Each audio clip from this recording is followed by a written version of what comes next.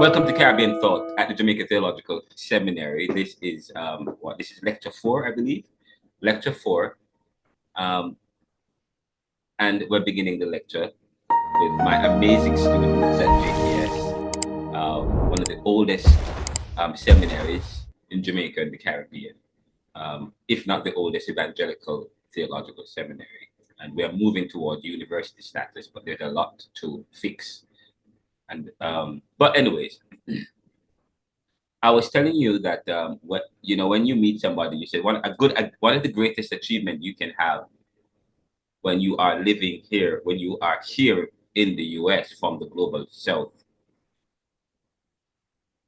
is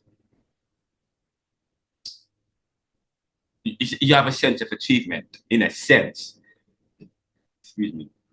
Because first of all, to come here is not easy. To come to the US is not easy, especially if you don't have parents who are born here, or you don't have a direct connection to. You have to find creative ways to come here. They make it very easy, especially from poorer countries, to come to the US. And especially, I was involved in a study at Schulman Ronkas and Bill Calvalos Inc. in 2009. I was conducting research as a research interviewer in 2009 for this company. And it was part of Pew Research, and they were studying the idea that by 2025, or between 2020 and 2025, the US, the majority will be part of the minority, and the minority will be part of the majority. But now in 2023, 2024, I saw a report where they are predicting that the majority will be, this is not going to happen until it hasn't happened yet. The white Anglo-Saxon is still part of the majority of the US in terms of demographically. And they are now predicting that it's going to happen by 2043. But in 2009, they were predicting, and I was involved in a study that suggested by 2023, the demographics of the US is going to change so that the minority will be part of the majority, and the majority will be part of the minority. We're talking about the racial makeup of the population. The racial makeup of the population. But today, we're hearing that it's probably going to be not until 2043. And I have said that,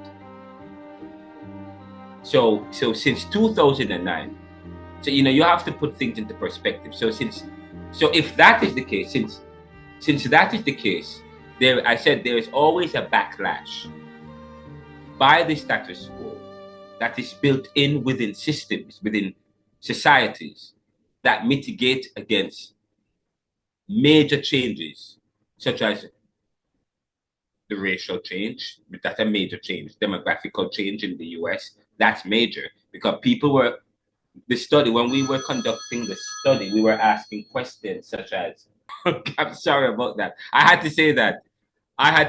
What point? Where was I? What point was I making? What was the point I was making, guys?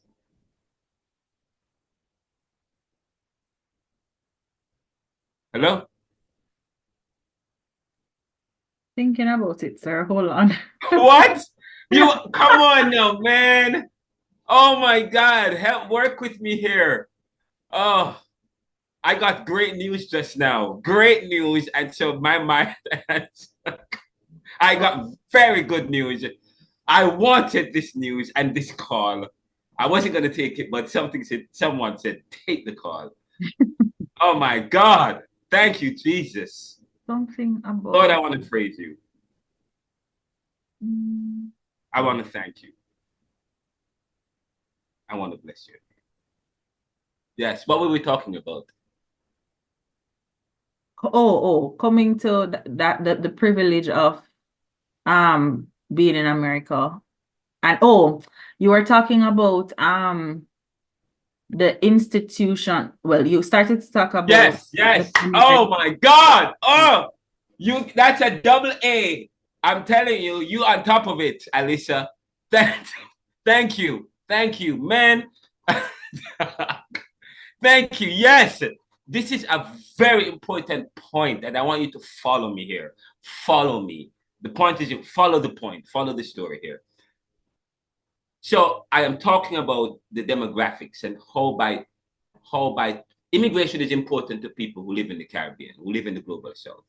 Okay, immigration is a very important issue, and I said the ability to come from the global South to the global North is a great achievement in a sense. It is an achievement in a sense, and I tell people that I feel as though I've achieved, because there are many people who are trying to come to the US and they're finding it hard, or trying to go to Canada, or trying to go to the UK and it's not just a Jamaican, it's a global South, and that's one of the things that connect us. There is this drive, and I try to get involved in the debate in the immigrant, and when Alicia talk about thinking globally and the importance of thinking globally, and preparing our people to think globally, is also to be a part of the conversation, okay, and to be innovators, okay, as well. I said in the book Neoliberal Globalization, when you think about the immigrant going from the global South to the global North, it's going because looking for opportunity. People travel looking for opportunity. Okay, I am here not because I'm better than you or anybody else. I'm here because I'm looking. If I believe that Jamaica provided all the opportunities I have, maybe I would still be there. So I am not in a better position than you. Okay, so I say to people when we come here, and that is why when people, some African Americans do well at sports because they come from struggle. Okay, and when you come here, you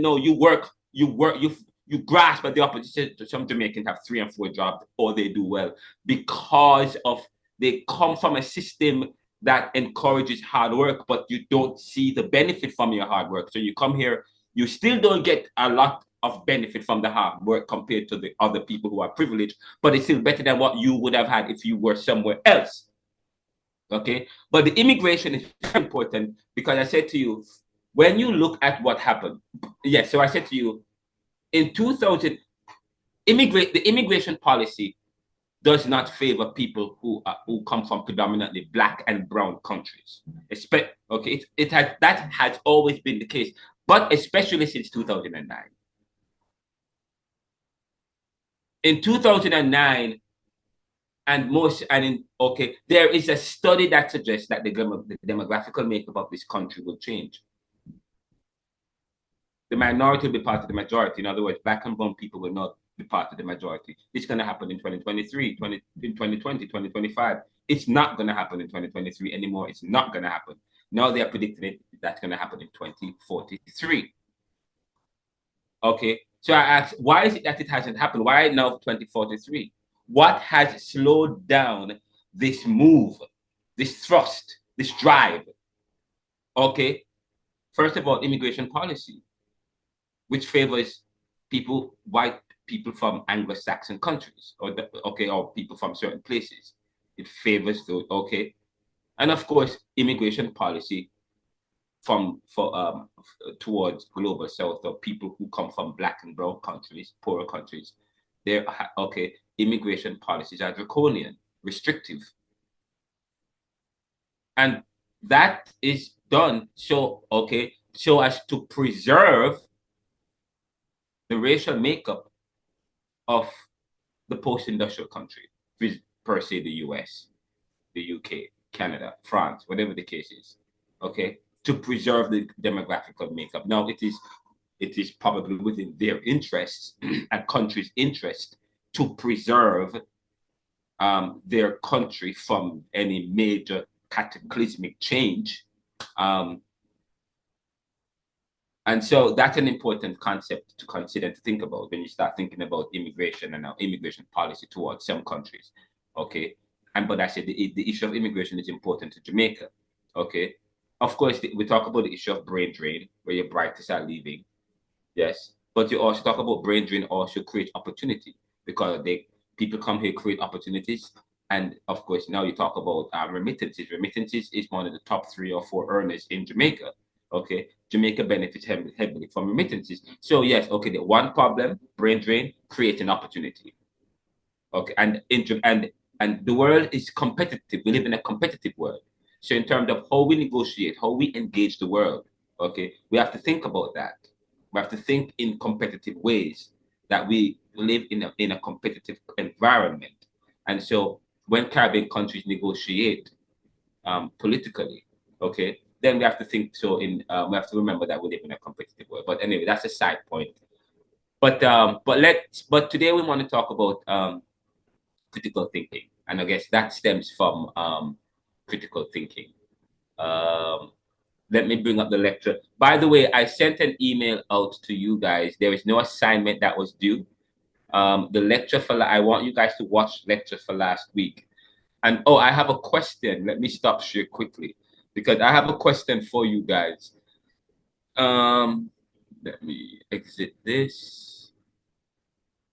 How do I do this? Stop share.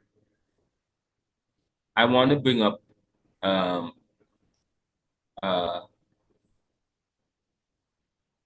last week's class.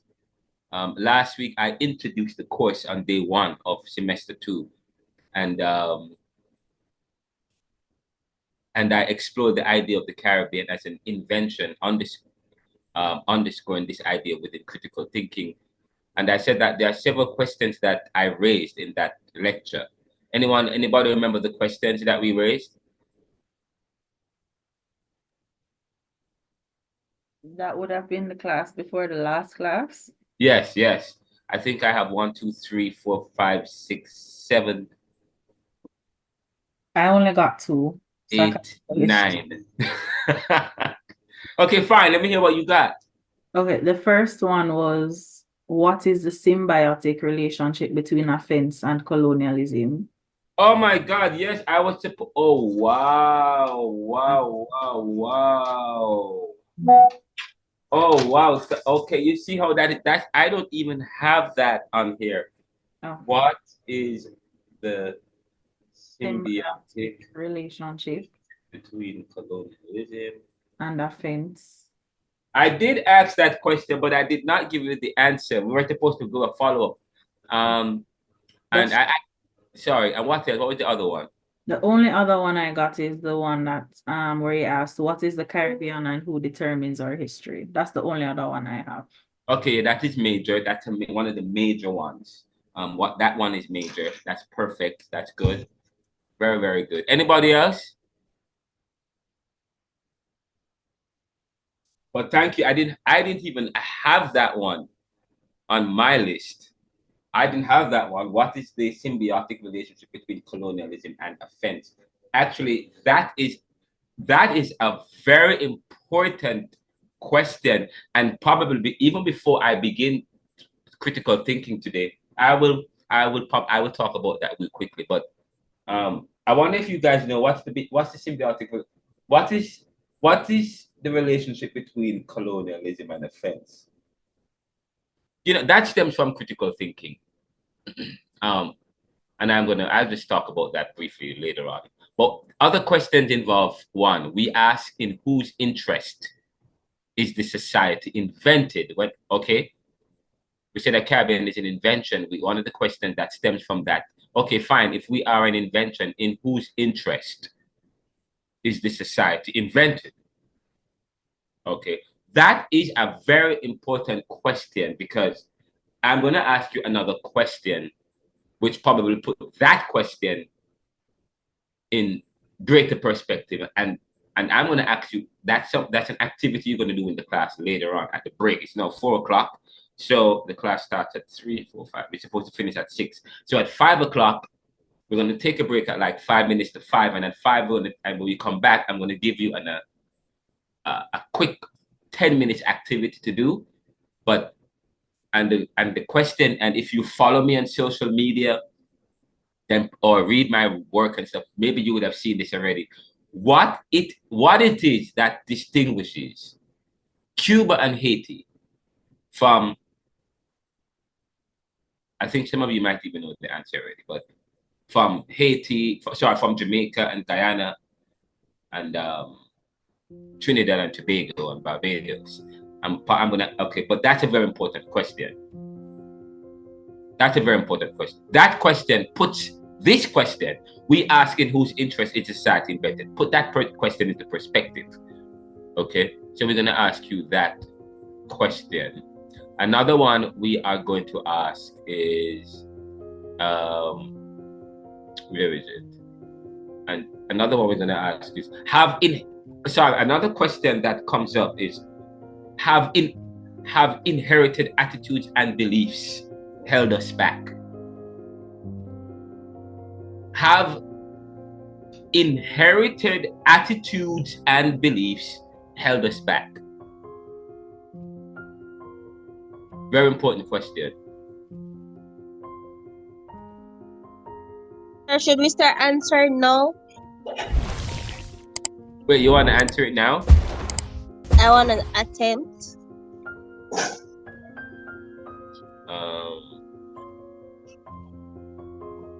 It's not a full answer with a lot of sentences. It's just something that I thought of in the moment. So for the first question that says, what's the difference between Cuba, Haiti, and the other Caribbean islands? It's that the fact that Cuba and Haiti have somewhat of an embargo on them. They can't really ship and from outside countries that once colonized them. And the fact that the way that they went about their independence or trying to detach from the rule that they had, it restricted them as a country as a whole. And the question about what was the last question? I'm trying to remember. Wait, hold on. Have you been doing extra reading? Me, sir? Yes. Not exactly. It's just that stuff that I learned from this class. You taught us some part of this when you were having a discussion, and then from that I had previous history lessons from high school. Very good, very good. You very well done, very well done. That means you're gonna be able to answer the quiz. I have a quiz for you guys to do. Today. Today, yeah, it's a one question quiz. It's easy as hell. Sorry, it's easy as heaven. Trust me, you guys gonna love it.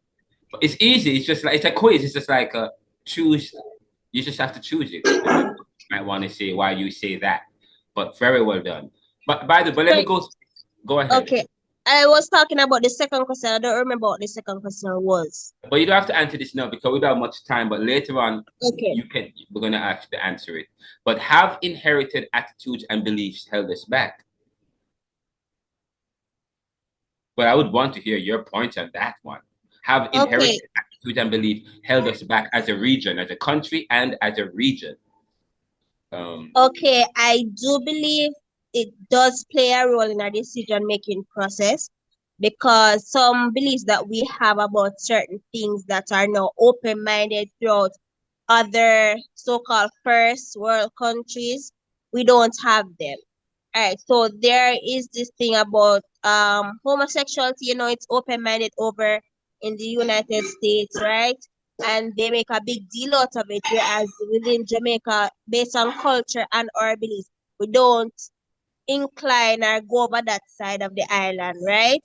I guess it puts us on a restriction as how some other countries like Canada are a bit open-minded to it. So when we don't accept certain policies that they accept, I guess a restriction is placed on us. That's what I think. The issue of culture is very important, because culture speaks to a way of life of a people. But culture is also dangerous. Culture is important because that it helps to determine one's identity, belonging to a group, and so on and so forth. But it's also dangerous to the individual, because there is always this drive to want to impose group behavior on the individual, where that individual might manifest behaviors that is not unique to the group. Okay, and so we talk about, okay, culture is important, but where but it's also dangerous. Where is it dangerous? And how do we mitigate? I mean, and some behaviors that we say is a cultural thing. Probably it's not necessarily cultural, it's but more so cultic in a sense. It's more so totalitarian privilege ideologies leading that imposes on the individual that has nothing to do with human value and ethics. If anything, certain cultural beliefs that certain countries or peoples subscribe to, and make it even making anything else a taboo to the point of creating violent rules to restrict and to control a particular behavior. It's about, of course, maybe it's about controlling identity. I mean, you're trying to control, or you say, for example, in the US, we talk about the demographical change in the US. They are going as far as to changing immigration law, making immigration law favorable to one group of people and not and unfavorable to another group of people, so that it can protect its racial makeup and its complexity. Okay, well, in Jamaica now there is this of course, we have institutions that help to preserve an identity, which I don't know if that's an issue of identity, it's more behavior, and a behavior that they're probably trying to control behavior and say that that's part of our culture, a particular behavior as being part of a culture. Does that take away from the culture? I mean, it's so much to consider here, so much to unpack it. But the thing is, how does it hold back a country? That's the next question. But anyways, there's another question. Wherever you find Black people, there is poverty. Wherever you find Black people, there is poverty. That's probably an assertion or an hypothetical, a hypothesis. Oh, sorry, not a hypothesis. It's an assertion, a hunch, and an anecdote. It's from anecdotal. It's an anecdotal discovery that I flesh out more in my second book. Wherever you find Black people, there is poverty. But can I tell you that is true? Or by poverty I mean, or it's poorer than anywhere else. Corruption. The next one is corruption and waste. Yes. Sir, but not. I would more likely specify and say, although it is in its own country, it's not.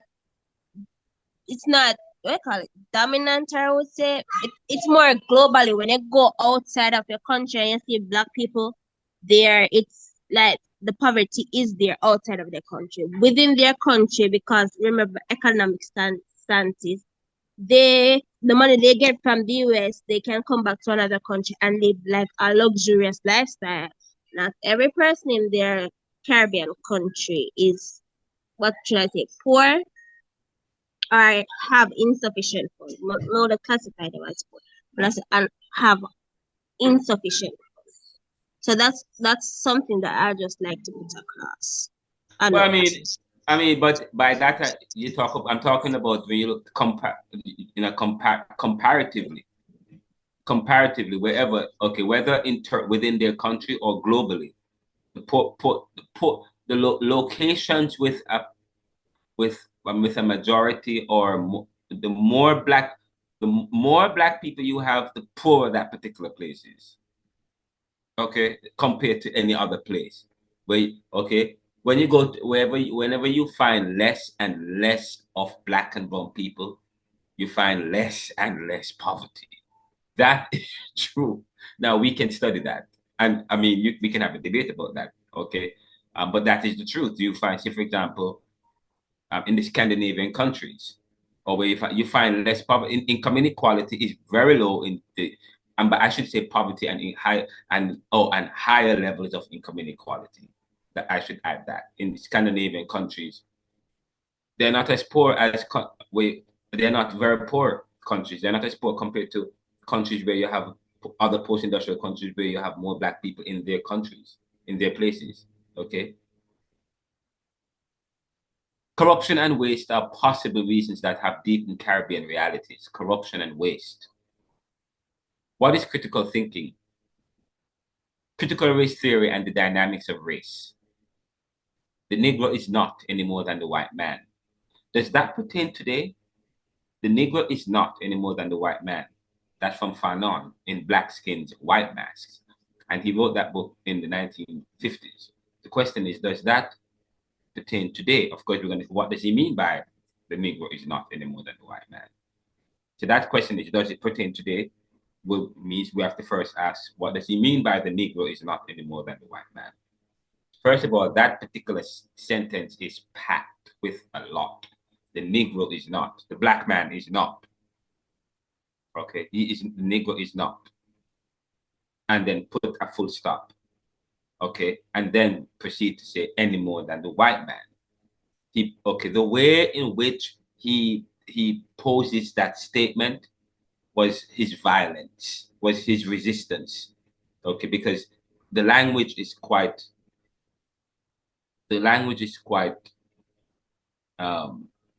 powerful, strong. It's mechanical. It's anachronistic, but he does it that way because, first of all, you don't have to. You usually when people are comparing things, they say the Negro is not any more than the white man.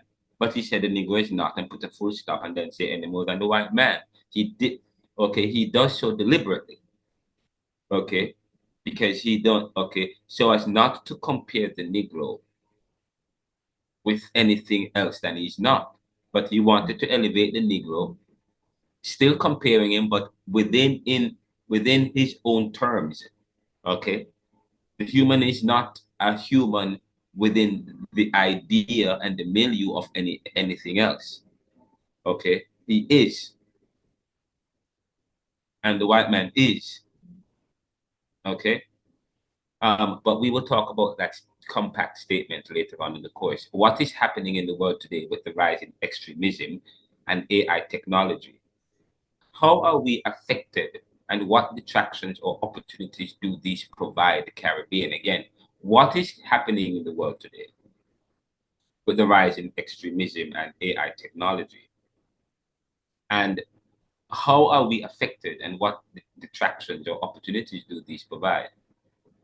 And what is the Caribbean as part of the new world? What is the Caribbean as part of the new world? Again, what is the Caribbean as part of the new world? Because again, we are part of a whole. I mean, we can think locally or globally. I think it's important for us that we are part of the world, especially with technology and so on. We are part of a world. We are part of this new world in the Americas, but we are also part of the Western civilization, and we are part of a world that has become global with technology. Okay, so we are part of a new world. Very important. So then, what is the Caribbean as part of that new world?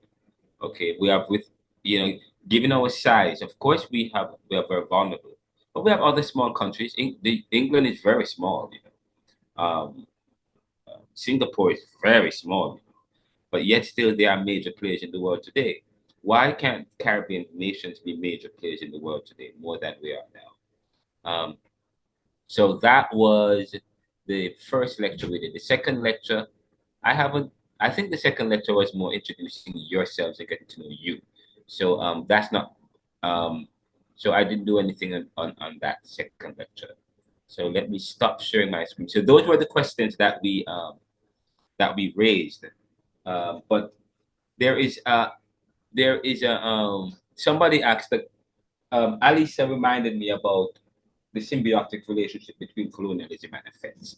And I'm going to share with you what the symbiotic relation. I'm happy you asked me that question because I had forgotten about that question, and I actually was supposed to share something.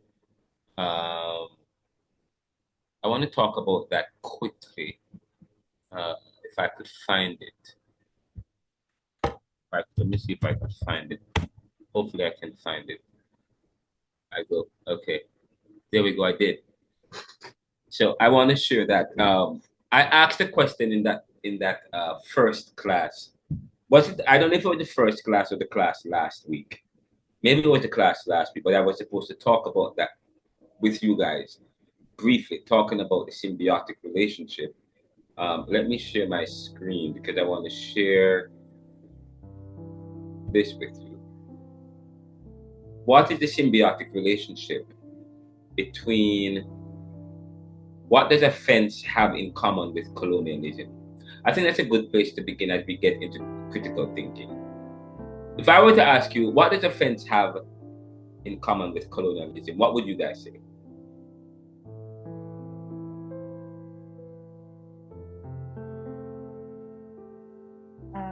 It could Yes. serve as a line of demarcation. Okay. All right. Anybody else?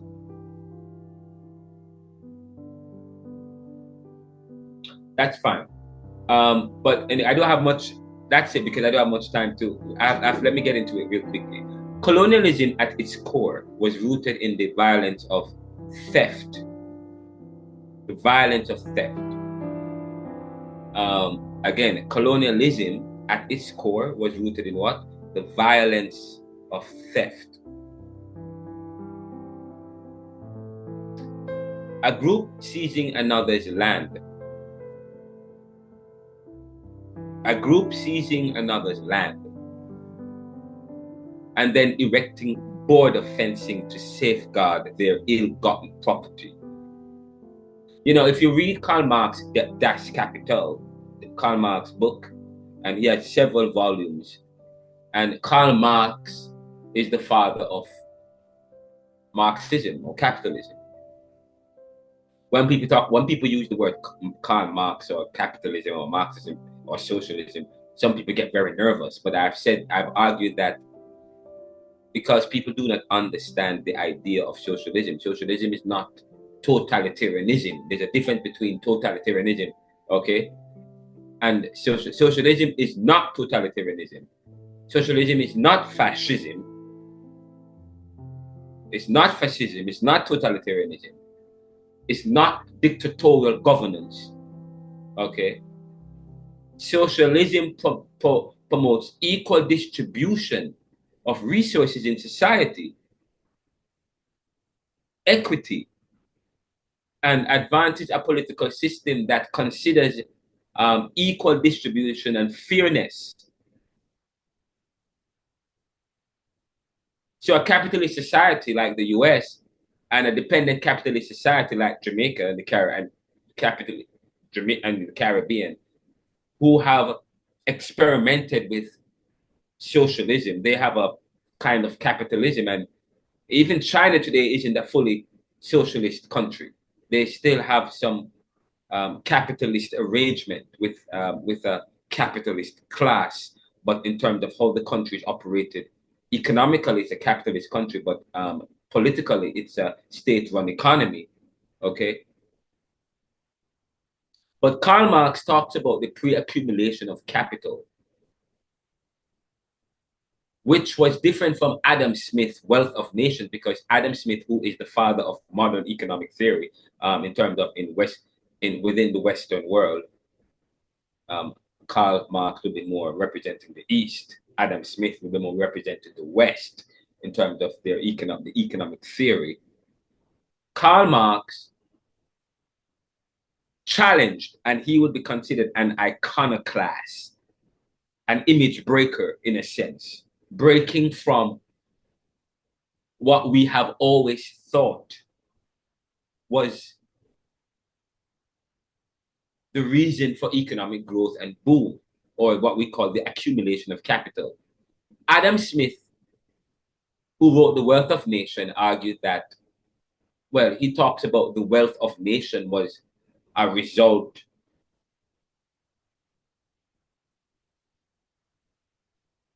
he talked about a result of capitalism and how the society was organized.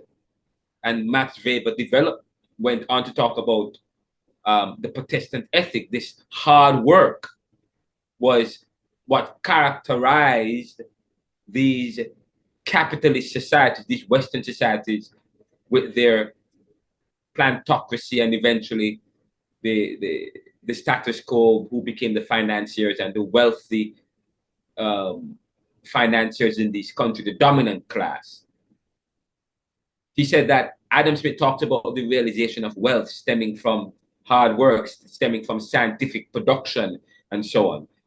Max Weber talks about the Protestant ethic, saying that people became rich because of hard work and labor, stemming from this Arianistic religious Protestant ethic of working hard for salvation. That Protestant theological ethic was the theological basis in Western society that drove their economic basis of hard work. That is part of capitalism, hard work. But capitalism, when we talk about, when we study economics is about the distribution of, or the allocation of resources.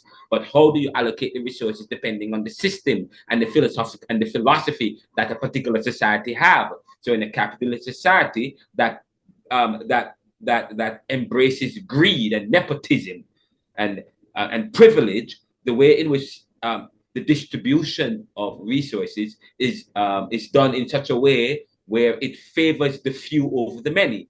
Okay. However,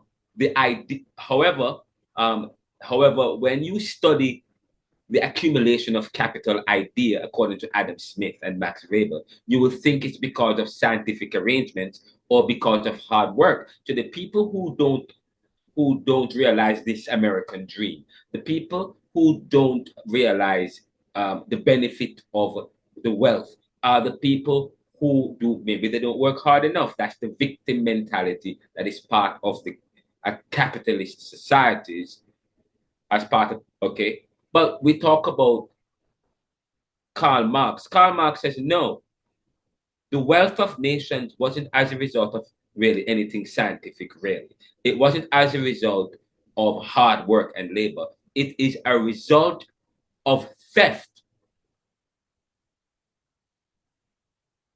It's a result of class conflict.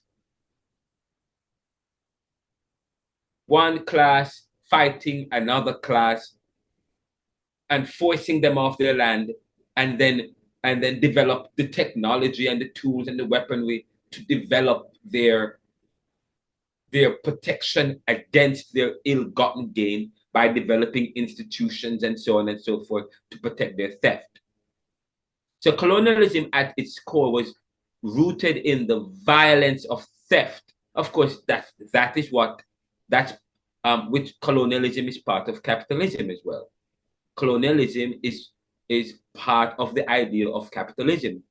Colonialism involves control, but the control was one done through theft. It is at its core was rooted in the violence of theft. That is what Karl Marx is getting at when he talks about the accumulation of capital and the strategy behind the accumulation of capital, the accumulation of original capital, and how that has been passed down. That original theft, okay, has been passed on from generation to generation, so that the status quo that you have today, okay, comes from an original activity involving a colonial practice of theft, whereby institutions have been developed through various sophisticated ways, whether through religion or science or the legal framework or political framework, to protect their ill-gotten gains. Colonialism at its core was rooted, which started probably in the 1500s, 15 to 1600s. And I said to you, in the last week before last class, coupled with the start of colonialism was the invention of race, because people didn't think in terms of race. Race became a normal part of the conversation, became accepted in race as a theory was on the back shelf of academia. It wasn't accepted as part of academia, as part of the understanding in human society prior to the 1500s. But just when they were about to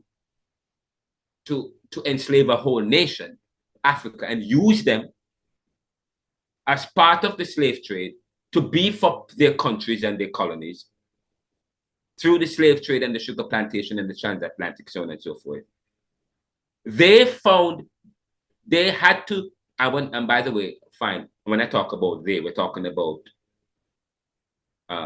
the merchants. We're talking about the plantocracy. We're talking about the dominant class at the time, the monarchy, okay, and the nobles and those who controlled the world at the time in the 1500s and the 1600s. We're talking. That's what we're talking about. So they had, and remember that the church played a very significant role in society. And so they had to justify to the church, they had to justify to their civil society why they had to enslave a whole set of people as they embark on this kind of colonialism. Okay, this violent takeover of a whole people, okay, uprooting a whole set of people, bringing them to a whole new world. They had to justify that, and the justification they used was to realize that there was a theory that someone has written that was just a theory that they baptized as scientific. Okay, they baptized as scientific the idea of race, develop racial classification, and then put at the bottom of that classification Black people from Africa, who they then say were devils and demons with no religion, with no culture, with no tongue. Okay, were devils and demons with no religion, with no sophistication. They weren't people, they were demons, they were relatives of Satan. And they were of a different race. And so now they could justify why they could enslave a whole set of people and treat them as property. That is the strategy that has gone on to that has gone into the invention of the Caribbean and what we have today.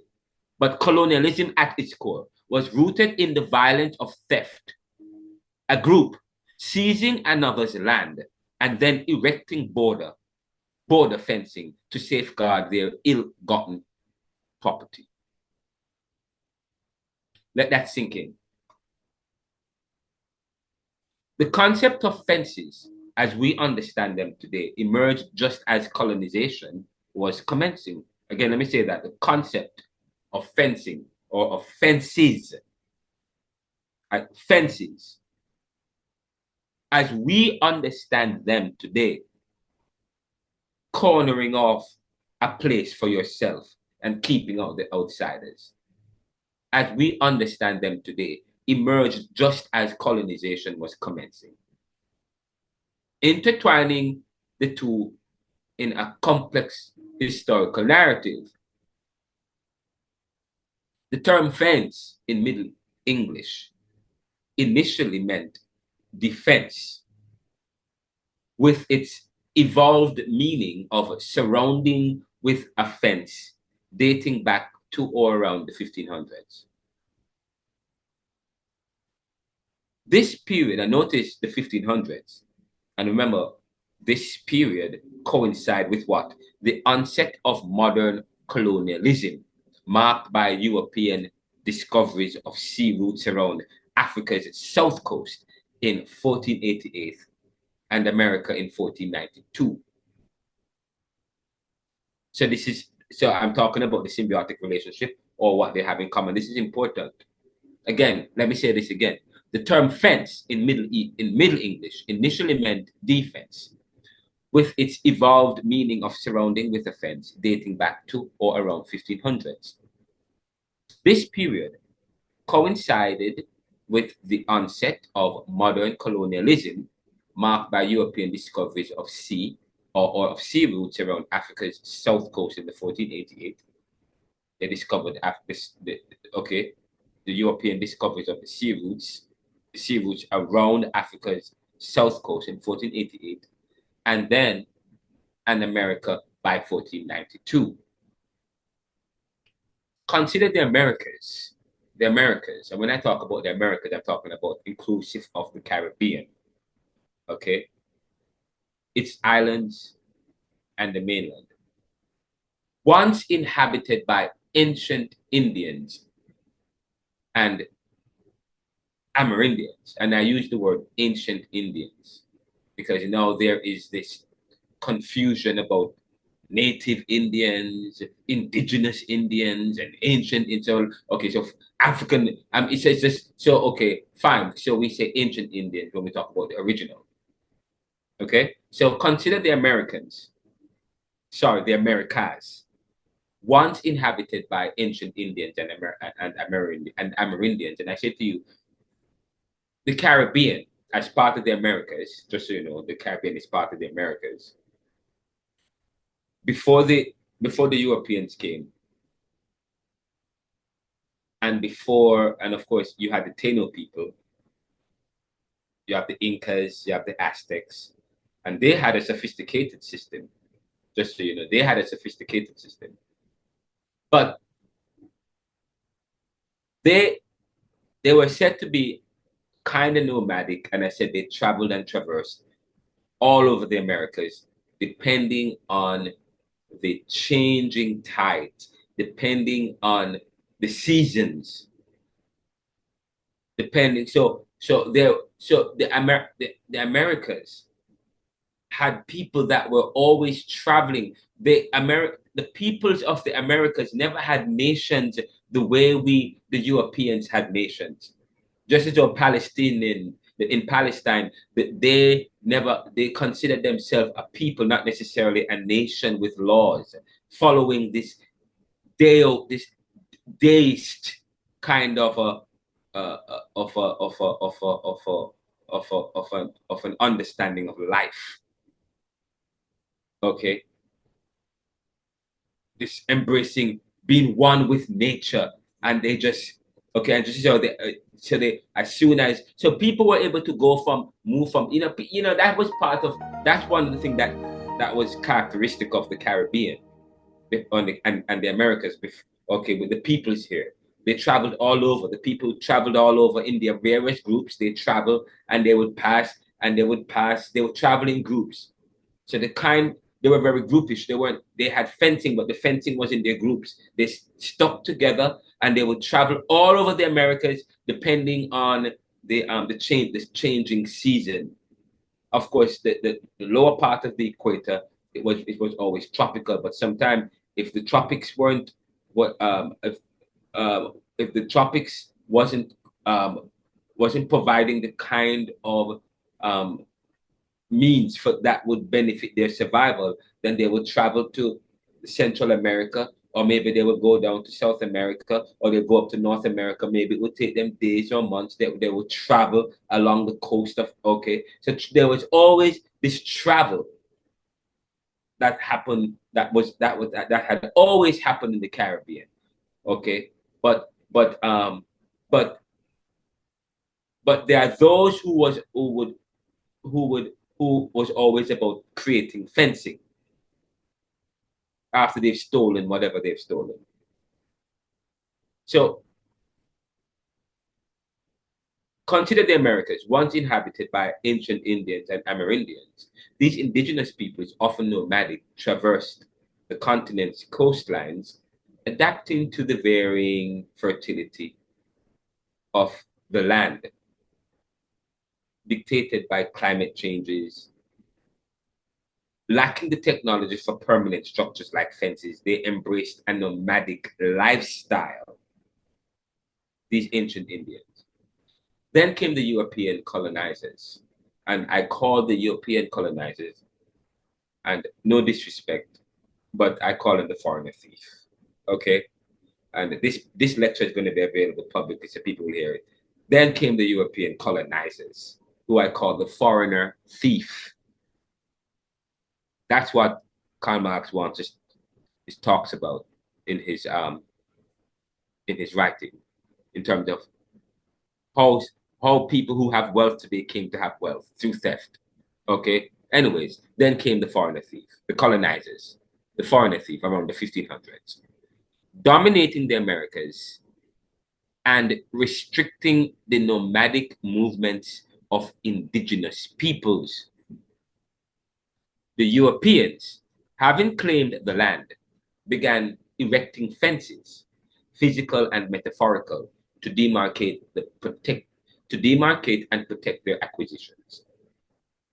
Now, this shift from a free land of nomadic peoples to a landscape divided by borders represents a pivotal moment in the history of the Caribbean and the Americas. Okay.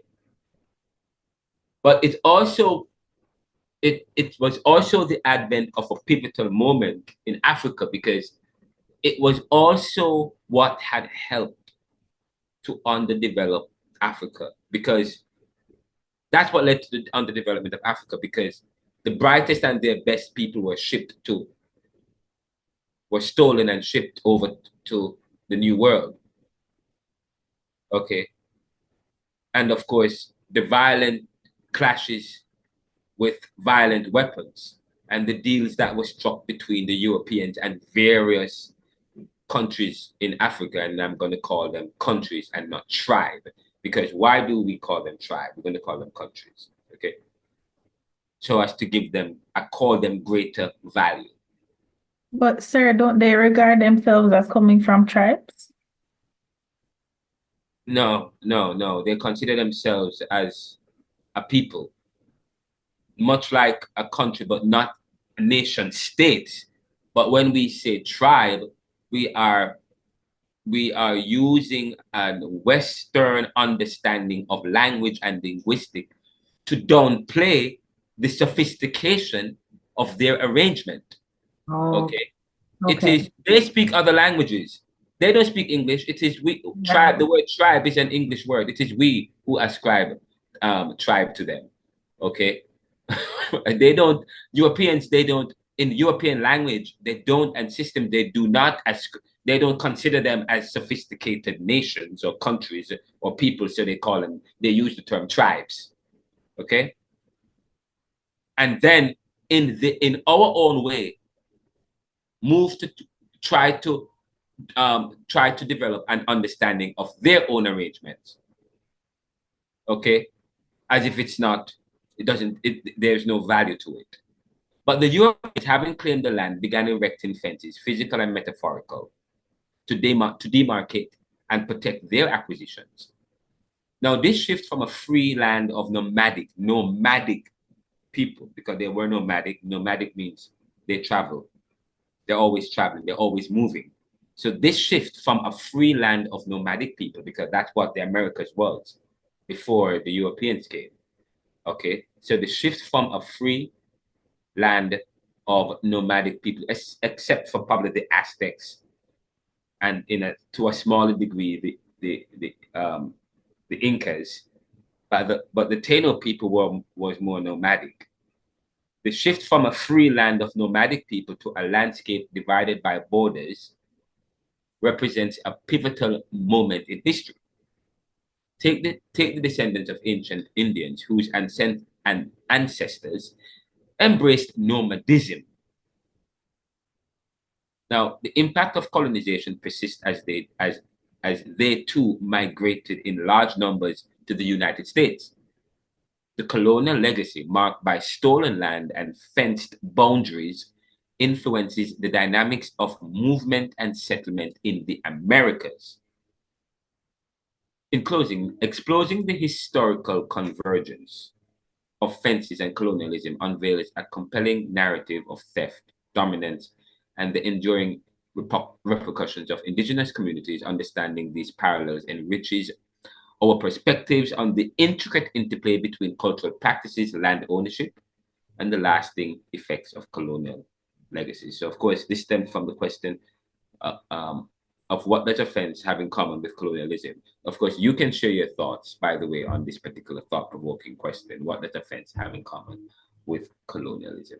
Okay, and that's where we stop with that question. So that was one of the questions we talked about last week. Any thought on this before I transition into my next lecture for today, looking at the idea of critical thinking. What is critical thinking? And the importance of critical thinking to this study. And by the way, I want you guys to consider the question. I want you guys to consider this brain. We're going to do a brain teaser. You guys going to do this brain teaser. What do Haiti and Cuba not have in common with the Dominican Republic, Jamaica, Trinidad, and Barbados? One, poorest in the world. 2, Black and brown peoples. 3, granted freedoms. 4, taken freedoms. 5, embargoes and shaky diplomacy and international relations. 6, debt depend. Actually, let me share my screen. So we're going to do this when we come back for the class in a second. Is this it? I believe so. We're going to do this, a brain teaser, as part of the understanding of the paradox of sovereignty, Cuba and Haiti's struggle for freedom, and the challenge of development. Brain teaser quiz: what do Haiti and Cuba not have in common with DR, Jamaica, Trinidad, and Barbados? 1. Those are the options, and then the answer options are, you can choose from one of those: 2, 5, 6, and 7, 1, 4, 5, 1 and 3, 3 and 4, 1, 4, and 1, 4, and ooh.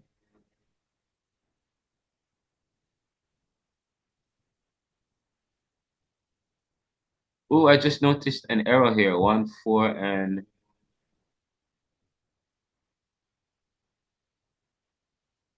oh, wow. Okay, fine, but that's what we're going to do later on. All right. Yes, Alan, go ahead. So you say we're going to be heading into a lecture about critical thinking, correct? Yeah, right now. I was just wondering, what's the difference between the course that we did previously, which is critical thinking, and what you're going to be lecturing now? So we did a whole course on critical thinking.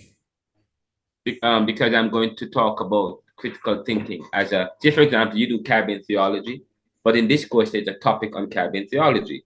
Okay, so we touch on Caribbean theology. So so this course is Caribbean thought. So we're going to talk about the study of critical thinking to Caribbean thought. What relevance is critical thinking to Caribbean thought? Gotcha, sir. Makes sense. So, yeah, man. So we're gonna do that now. In fact, since you mentioned that, let's delve into it right now.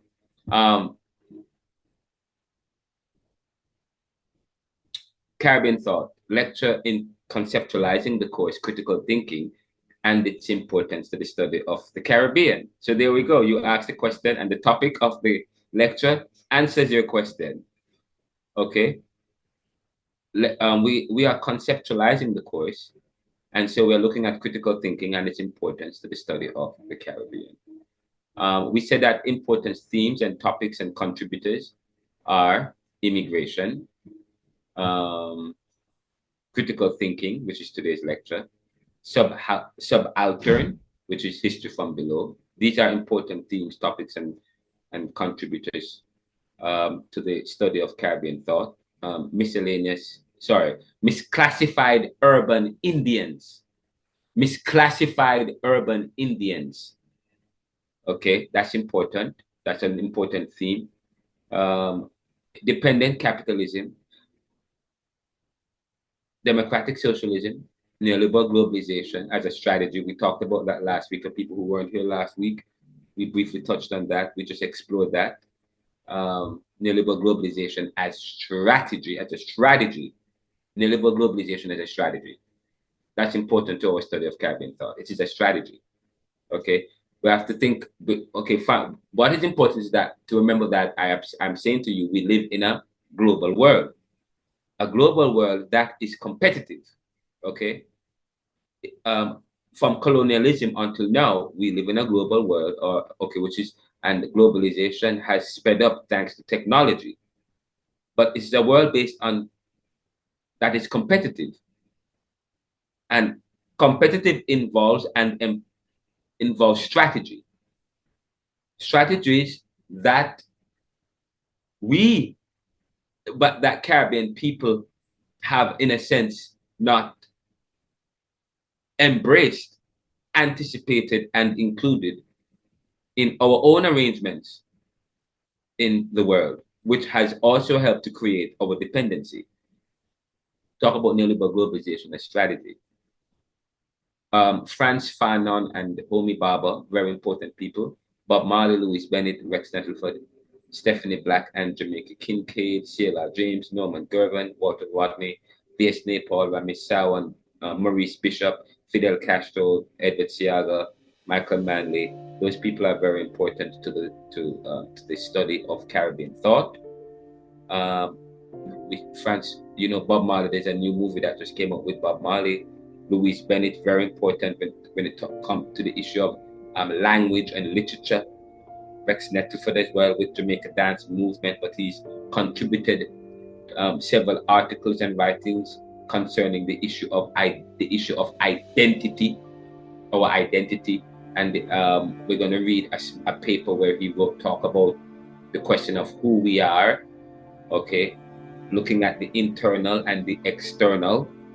Homi Bhabha is a post-colonialist from India, but his book, The Location of Culture, is very important to the study of Caribbean thought, because Caribbean thought is part of post-colonial studies, and she talks about the issue of the cosmopolitan and the issue of the periphery and the center. Frantz Fanon, very important figure, dealing with the psychoanalytic theory when combing Caribbean struggle for independence and the self, very important figure. Anyways, of course, C.L.R. James, we said is very important. He talks, he wrote the Jacobins, a very good book about Haiti and their struggle for independence and the Haitian Revolution. Norman Gurman is, I like his introduction chapter dealing with the Caribbean.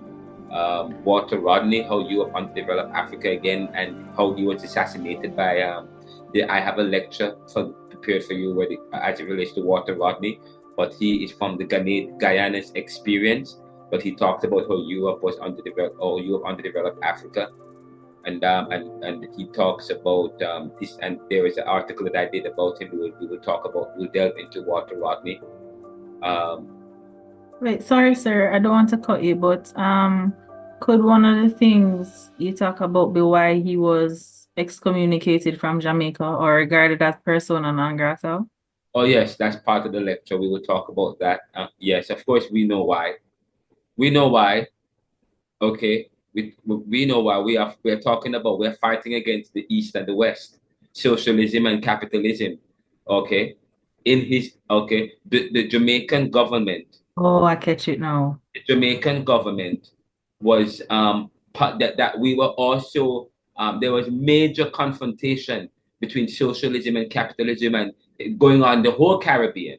Okay, Guyana was also struggling for independence, and you have the Eastern countries trying to trying to be dominant, and of course the U.S. and Western penetration, or the capitalists, or the CIA, or the Washington Consensus. They are trying to they want to promote American ideals.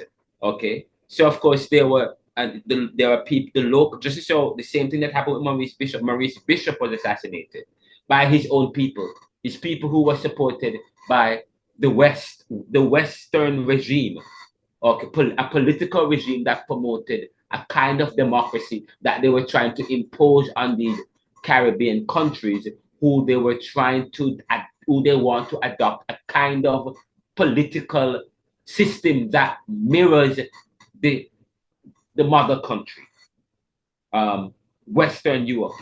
Sorry, the US, UK, the US or UK. They want, and I talk about that, and I'm going to talk. I talk about that at length later on in my second book. I talk about that. The question I'm going to ask you deals on that.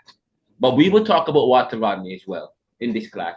And if you want to jump ahead, you can go to my YouTube channel and look at the lecture that I talked about Walter Rodney and how he was assassinated. I've written an article about it as well. It's going to be in my second book as well. So it's already there, but you can wait until I talk about him, or you can read ahead and see what I've said about him, or go to the Jacobin magazine and see what they've said. But yes, there's a lot of articles about Walter Rodney.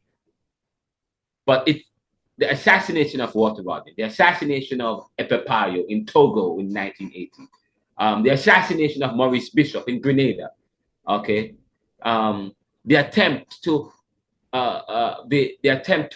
the upheaval in Jamaica between JLP and PNP, and what was going on in Cuba as well. All of that was part of the fight between the East and the West, socialism and democracy, and the fact that the CIA and America and post-industrial countries was trying to impose their brand of policy. It was, that's why Bob Marley was at the forefront when you have PNP and JP shaking hands. And I said, we were part of that struggle too. But in a sense, always fare differently. Walter Rodney was assassinated. There was some assassination in Jamaica too, but we'll talk about that later on. Okay. What? There was a lot of I can tell you stories because my father and some of my family members, they were part of the whole political mix-up in Jamaica. Okay. Somebody working for PNP, Labor Right and PNP, people set up other people to assassinate people. All of that happened in the Caribbean. Wait. Sorry, hold on. Okay. In Jamaica, as people set up, I'm telling you, but we will talk about that because I'm recording it. I'm probably gonna have to remove that recording. Okay. The 1970s and 80s marked a very interesting time in the Caribbean. Okay.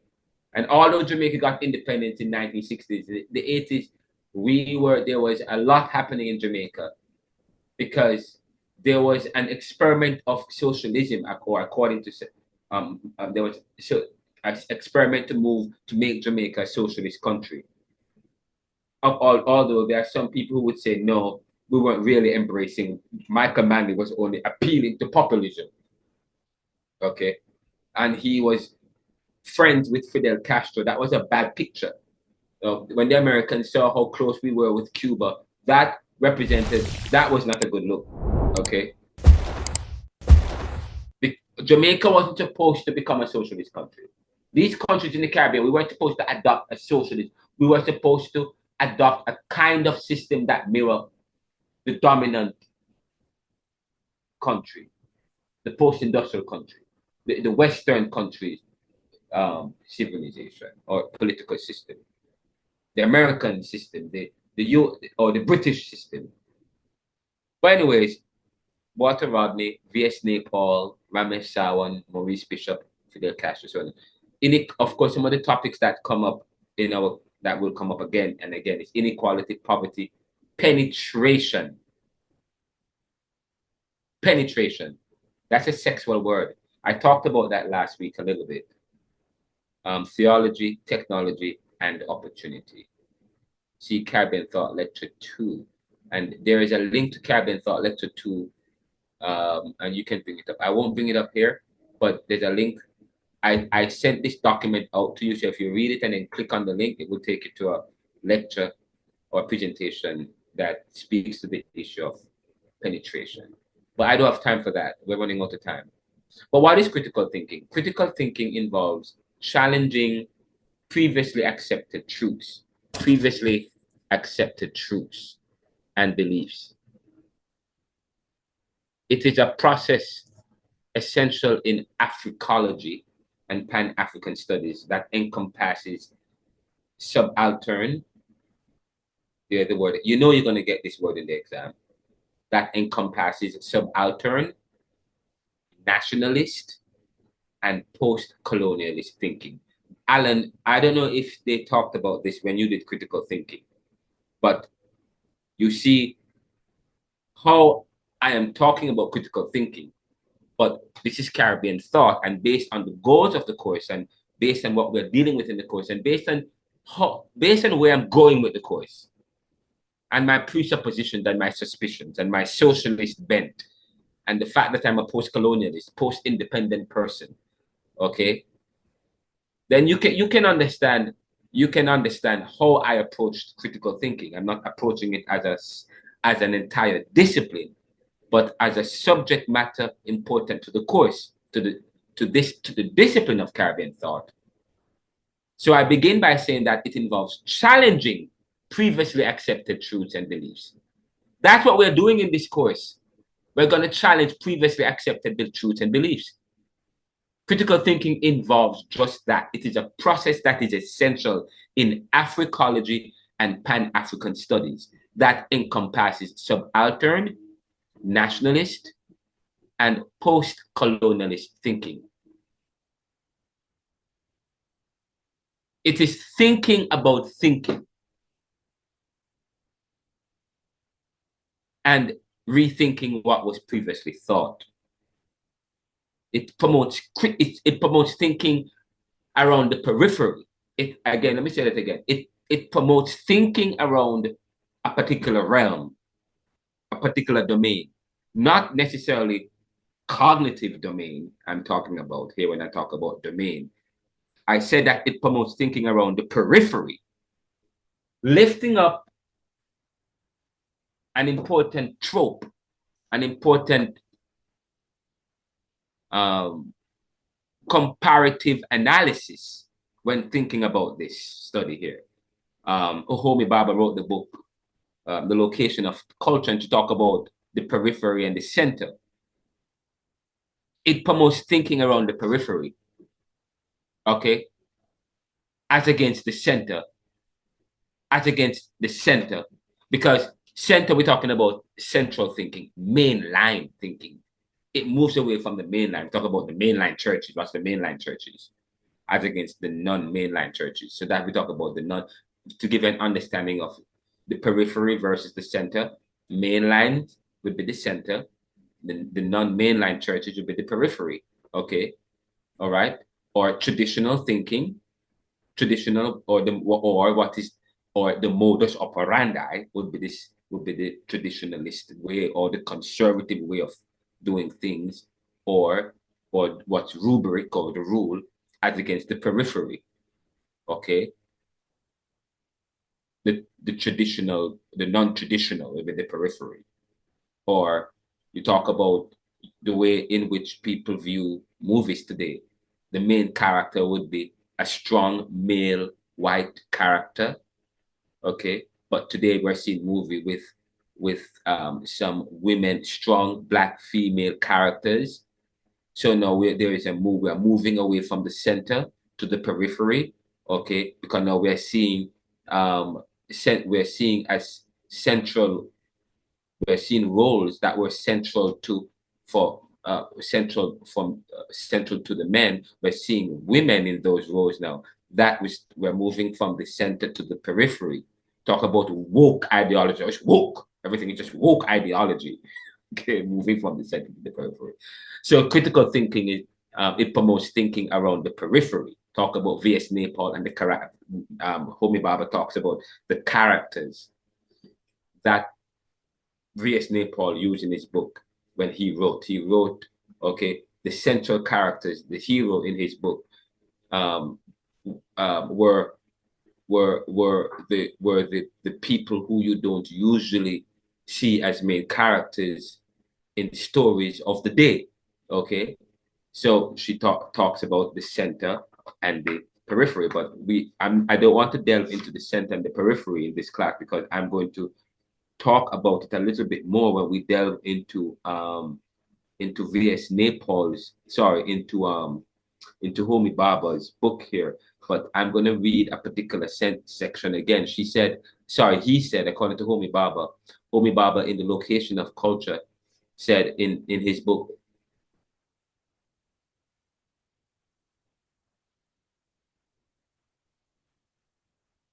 fumbling towards an answer to the question. No. He asked the question, what is missing from the traditionalist world? What is missing? What is it that was missing from the traditionalist world? What was missing from the traditionalist world of English literary study? Again, what was missing from the traditionalist world of English literary study, as I encountered it, was a rich and paradoxical engagement with the pertinence of what lay in an oblique or alien relation to the forces of centering. That is deep. What is he talking about? Again, what was missing from the traditionalist world? The traditionalist, what the traditionalist, you know what that is, tradition, the traditions of society, from what's missing from the culture, what was missing from the culture, the kind of culture based in tradition of English literary study, as he encountered it in the 70s and the 80s, was a rich and paradoxical engagement with the pertinence, the abrasion. We talk about the abrasion of, okay, or the imposition of what lay in an oblique or alien, foreign relation to the forces of centering. Writers who were off-center. So he goes on to explain what he's talking about. That's what's missing from the traditionalist world of English literary study. Writers who were off-center. Literary texts that had been passed by. Themes and topics that had laid dormant or unread in great works of literature. These were the angles of vision and visibility that enchanted me. I do not mean in any sense to glorify margins and peripheries.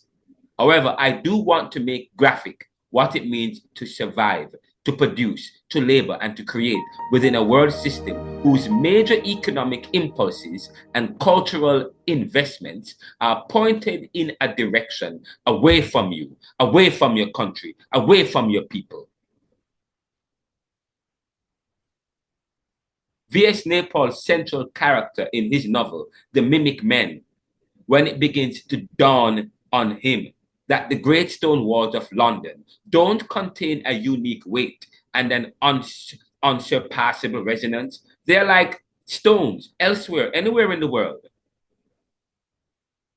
In other words, he's making the point here that the center was always said to be things that come from the global north.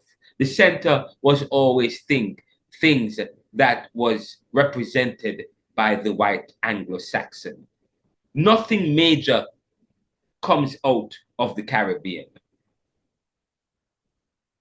Nothing major, nothing great, nothing of significance came out of the Caribbean.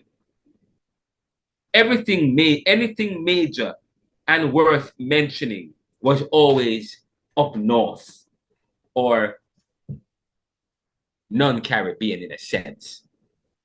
So that's what we're talking about when we start talking about the center and the periphery.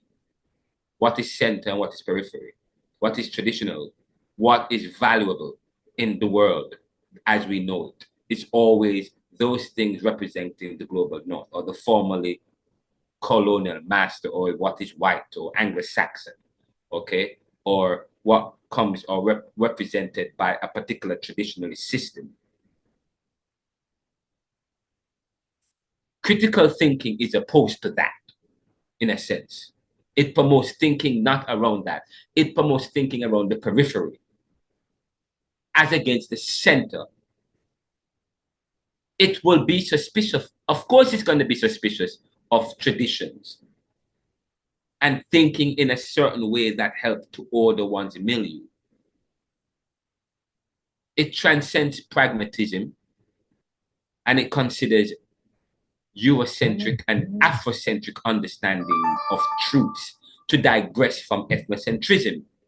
Okay, I'm going to say this again. It promotes thinking around the periphery as against the center. It transcends. To transcend is to go beyond. It transcends pragmatism, pragmatic truth. And it considers, because we talk about different theories of truth, coherence theory of truth, pragmatic theory of truth, correspondence theory of truth, and the pragmatist is the American. What kind of truth do we have in the Caribbean? Is it correspondence or coherence? Anyways, but it considers the US, but critical thinking would consider Eurocentric and Afrocentric understanding of truths as a way to digress from ethnocentrism, where you make a value judgment based on your own ideas and your own values and understanding. You make a value judgment. When you make an assessment based on your own value, that's being ethnocentric.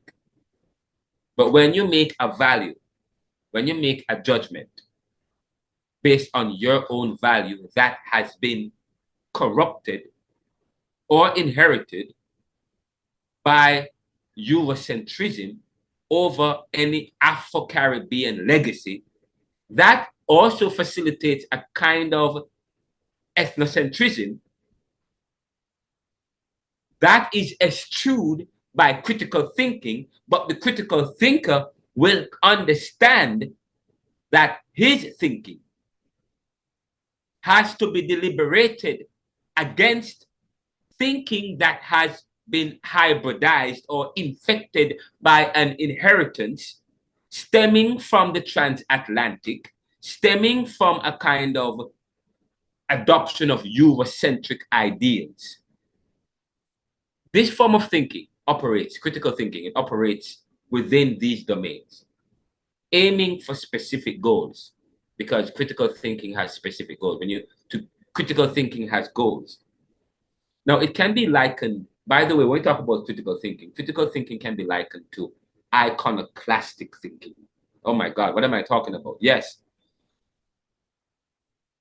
Critical thinking can be likened to iconoclastic thinking.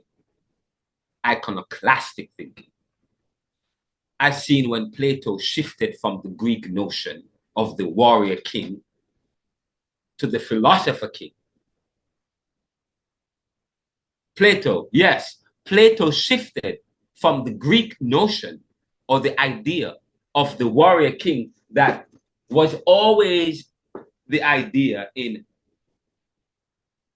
the Greek world. Okay? The Greek world, from Homer all the way up. The dominant character, their pride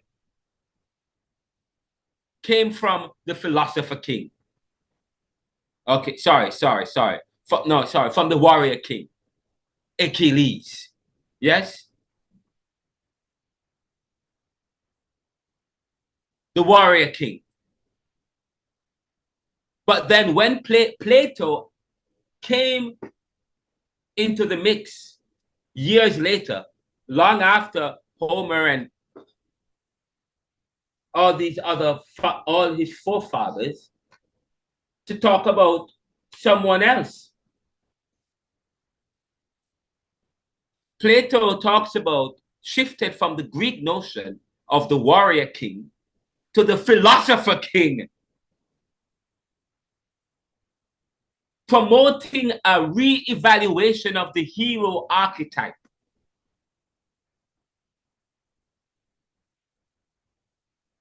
Again, Plato, I said, the form of thinking, this form of to think critically within these domains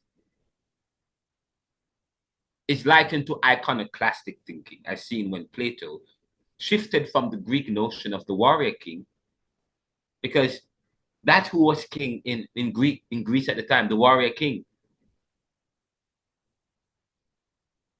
But now Plato comes on the scene and he talks about the philosopher king, prompting a re-evaluation of the hero archetype. That's who the hero is, the philosopher king.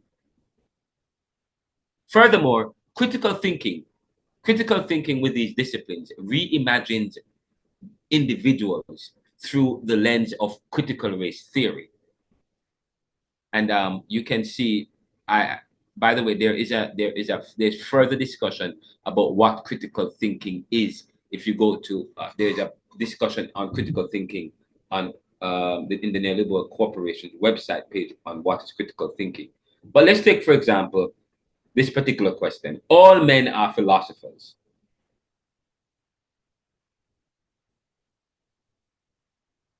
Later on, Gramsci comes on the scene and say, no, all men are philosophers. Plato talks about the philosopher king. All men aren't philosopher king.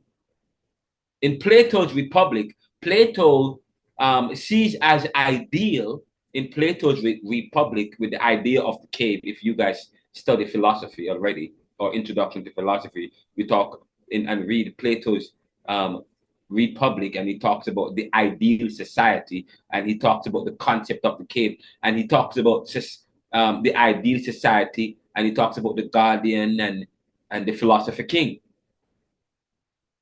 He puts the philosopher king as at the top.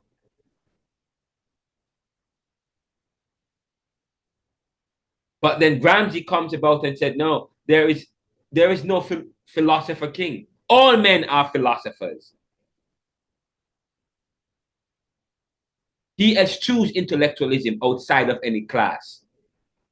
He believes that intellectualism is an institution that preserves the status quo. Michel Foucault, the postmodernist, also eschews institution, seeing it as the same thing. Facilitating the maintenance of simpletons. I said last week, life is what you make it, or what you allow others to make of it for you, thereby creating privileges for themselves.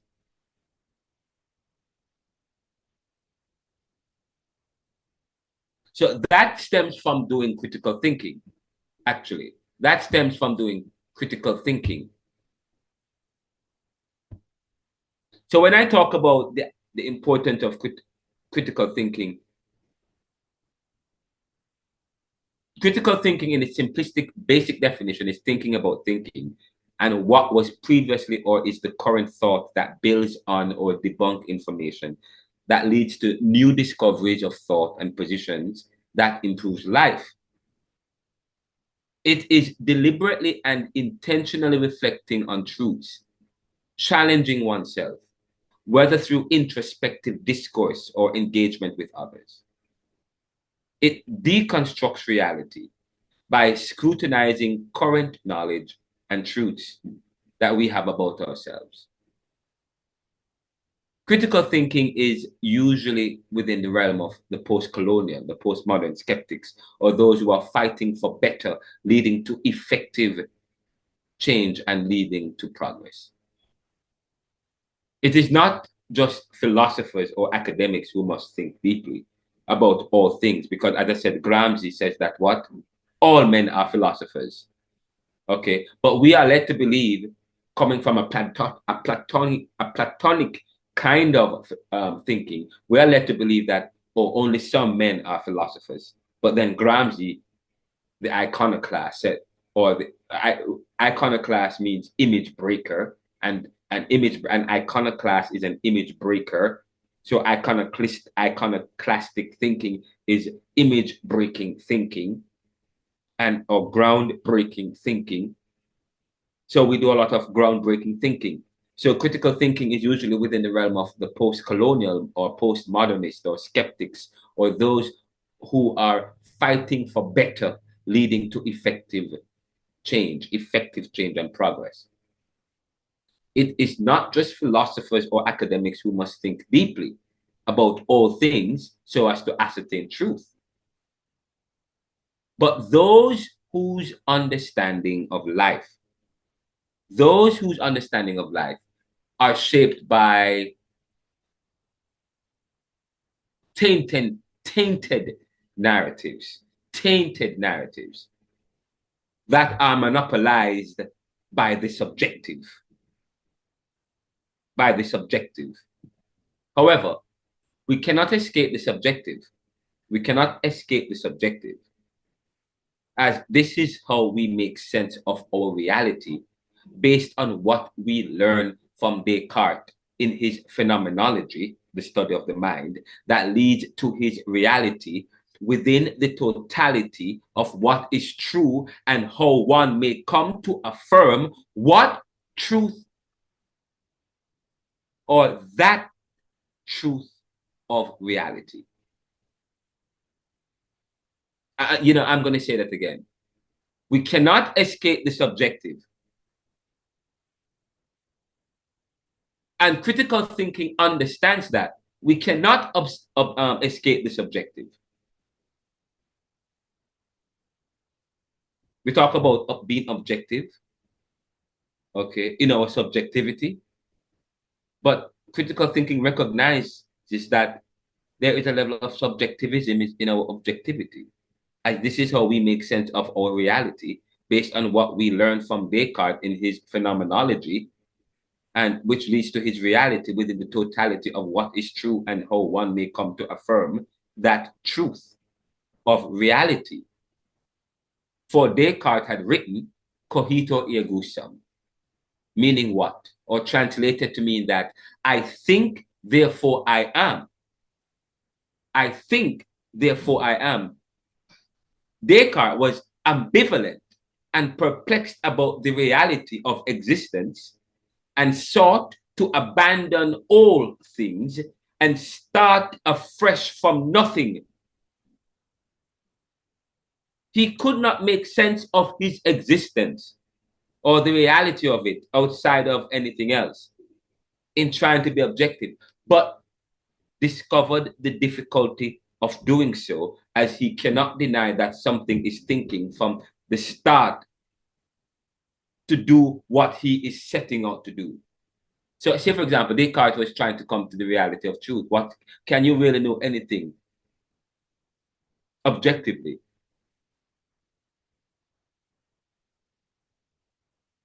Okay, so he decided that fine, let me stop thinking then. Let me stop thinking. Or let me believe in nothing. Nothing exists, and start from nothing.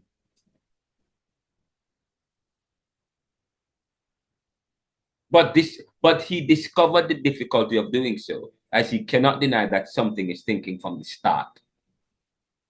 The mind. He cannot deny that the mind exists.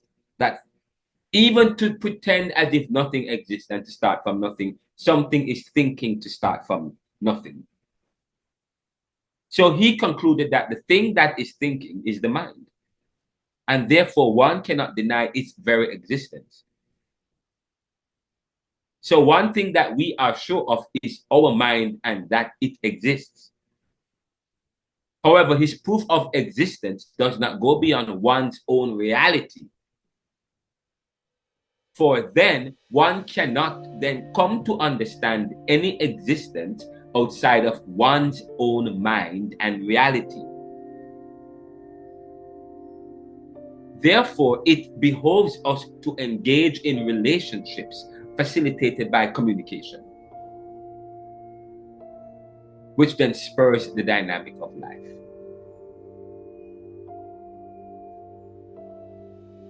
In other words, since we can't know anything outside of our own mind, really,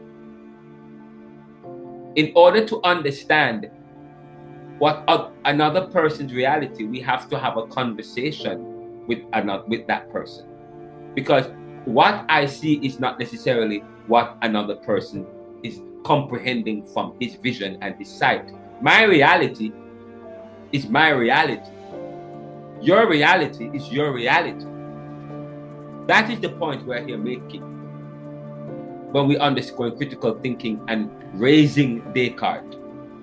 The fact that you are convinced of one reality and it is your reality.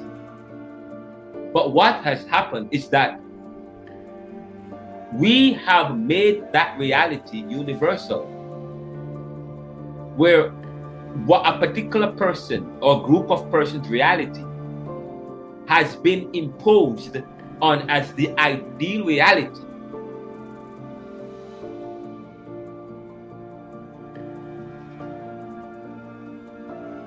But critical thinking debunks that. Critical thinkers like Michel Foucault and Immanuel Kant aren't born. For critical thinking is a skill and vocation that is developed over time. That is developed over time. And I mentioned the fact, who's Michel Foucault? Michel Foucault was born in 1926, and I think he died in 1984. He's the most cited researcher across all fields, Michel Foucault.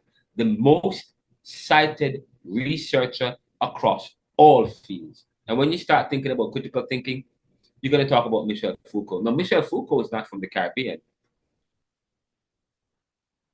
but he is part but he's one of the founders of, or one of the influential figures in understanding this idea of critical thinking. He was a French philosopher who called his project a critical history of thought. A critical history of thought. And since 1998, Foucault's Info has been providing free access to a large selection of Foucault's texts, including the Discourse of Truth.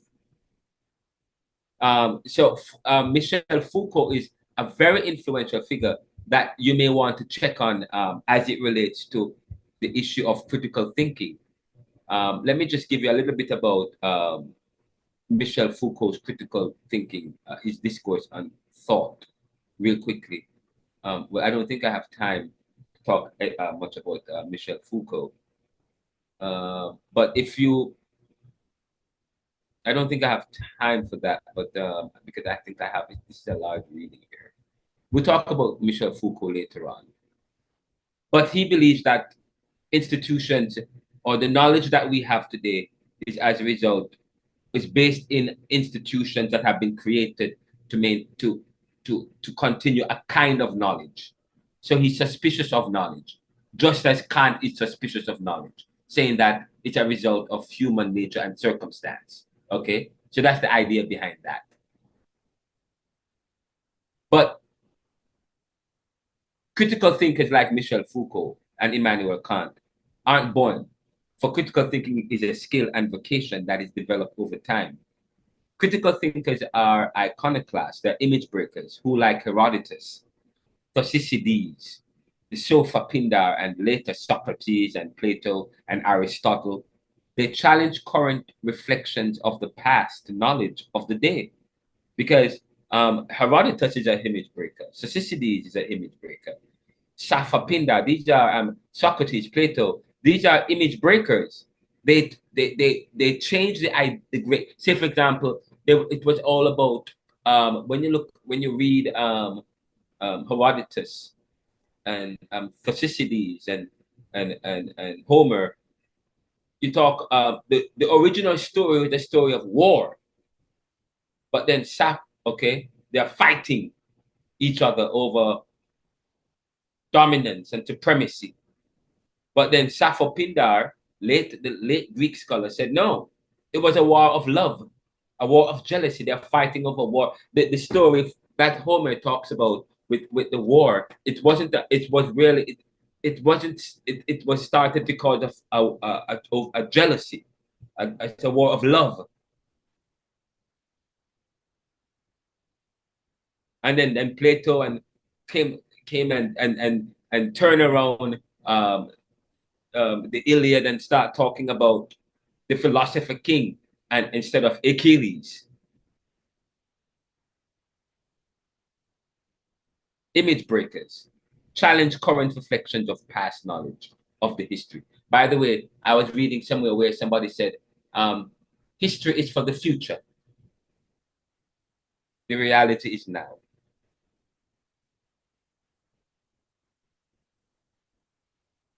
For they had departed from Homer's Iliad. Thucydides, Sappho, Pindar, Socrates, Plato, Aristotle, they departed from the Iliad, from Homer's Iliad and Hesiod's Theogony. For some of you may not study Greek mythology, but Greek mythology is, and I say to you, when you study the Caribbean, where do you begin? And I say to you, I begin from studying the foundations of Western civilization. I begin from the Iliad, okay, from Homer's Iliad. I begin from reading Hesiod's Theogony, okay. That's where I begin, because all of those, because it helps you to understand the transition, the evolution of society, and what pertains today, and how some of those truths we hold today, and how critical thinking has helped to bring diverse thinking within the conversation. How those things, how the thinking and the ideas have helped to preserve or create privileges how the church have come to be, what we find normative today, how that have come to be today. In fact, the foundations of most major religions today stemmed from a break of a tradition, such as the Reform and Reformations of the Dark Ages, leading to the period of enlightenment and free thinking. You guys think about that? Yes, free thinking. This led to invention, innovations, and the Protestant church, who had broken ties with the Catholic Church, especially on the basis that all men are not, that all men are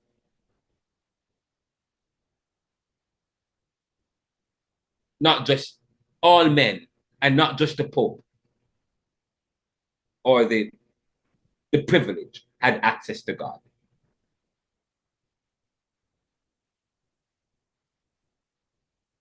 All men have access to God. That's a break away from traditional thinking. The Roman Catholic Church was the standard. But before that, there was no standard. Like, of course, there was no standard. But the church developed a Roman identity in order to because it wanted to become part of the conversation of the day. It wanted to win the competition of the day. It wanted to be normative. It wanted to be protected from violent prosecutions. It developed a Roman identity. Critical thinkers study the movement of societies and the change in thought. But anyways, so I said the foundations of most major religions today stem from a break of a tradition, such as the Reform and Reformation, or the Dark Ages, leading to the period of enlightenment and free thinking. This led to inventions, innovations, and the Protestant church, the church that you have today. Okay, it came from an idea that started somewhere.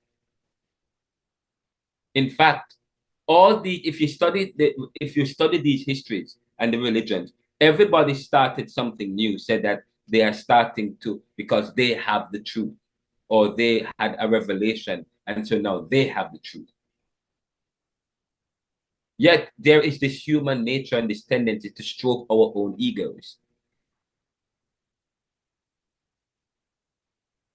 Or to make something better. But anyway, anyways, in the foundations of most major religions today stem from a break of a tradition, such as the Reform and Reformation, or of the Dark Ages, leading to the period of enlightenment and free thinking. This led to inventions, innovations, and the Protestant church. I know you didn't get this, Alan, in your critical thinking class, okay? I know what the syllabus looked like. I was supposed to teach this course this semester, and I'm changing it. Anyways, this led to inventions, innovations, and the Protestant church, who had broken ties with the Catholic Church, especially on the basis that all men, and not just the Pope or the privileged, had access to God. Okay? Only the privileged and the nobles could read the scriptures. Only the privileged and the Pope had access to God. And one time, people had to pay for their indulgences. In other words, they had to pay to get an indulgence, or pay to be free, or to have the Pope pray for them. And only the wealthy had money and could go to the church for prayer. That's the kind of society. And if you spoke against the church, you'll be burnt at the stake. That's the history of what we have. When you start thinking about the history of society, you see what we have today, how much credence you give to some things. And why Jesus said, give to Caesar what's due to Caesar, and give to God what's due to him. And many of what we have today is man-made. Even what we call religion is based on an understanding that a particular man had, on the revelation he has received. And he has sought to make it normative or has sought to make it better than any other by ascribing a caveat that says it is the way, the truth, and the life. This allowed for the official translation of script. Anyway, let me continue with the point I'm making here. This break allowed for the official translation of scriptures in a common tongue. The Reformation and the Reformation, Renaissance and the Reformation, and this break from Catholicism leading to the Anglican Church, and then later on other Protestant churches, and then of course later on you have the evangelical churches, and then the Christian churches, and so on and so forth. But also the Renaissance and the Reformation led to inventions. This is critical thinking at work. It led to innovations. It led to inventions and innovation. Such is the purpose of critical thinking, leading to inventions. And critical thinking is philosophical thinking, which had led to inventions, innovations, and the Protestant Church, who had broken ties with the Catholic Church, especially on the basis that all men, and not just the Pope or the privileged, had access to God. There was even one time a fierce attack on those who sought to make the Bible accessible, because only some people wanted to be able to read the Bible so that they can continue their theft. In fact, people said that the Bible should not be translated in any other language. You are committing a sin. That was sacrosanct to translate the Bible from Latin and Greek and partially Aramaic to English. That's a sin. I mean, I'm telling you, that sounds nonsensical when you understand the gospel. Okay? But at that time, it was a sin. But people are against critical thinking, calling it woke ideology. Even people in church are against people getting theological education in the Caribbean. There is an attack against intellectualism, but Gramsci is against intellectualism, but not in the ways that some people are against intellectualism. Okay, some people are against intellectualism because they want to be able to preserve. They want to preserve their privilege. While Gramsci is against intellectualism because he's against the privilege that it creates for some people. You understand what I'm saying here? But there are people who did not want the Bible to be translated in a common language. Why? Because it takes away from their privilege and their position. It takes away from their strategy, okay, of making themselves look good over the other. But critical thinking allowed for the official translation of scriptures in a common language, a common tongue. Nevertheless, the ability to read the sacred writings in a particular language was given greater credence for those who had such training or exposure so as to maintain a certain privilege over thought. Socrates, with his Socratic school of thought, Machiavelli and his Mantian society, Aristotle and his new epistemology, leading to various branches of modern thought that created a civil society based on rules and laws within or guided by the principles of institutional religion and science. In fact, Gramsci in his prison notebooks examines the privilege of thought within intellectualism, which he, like Foucault and other post-structuralists and postmodernist thinkers, had derided as a form of institutionalism that portends the privilege in society. Such is the tension in our created societies that have given rise to the dynamics in society between races and classes, which in themselves are said to be created spaces for the dominant towards a particular constant.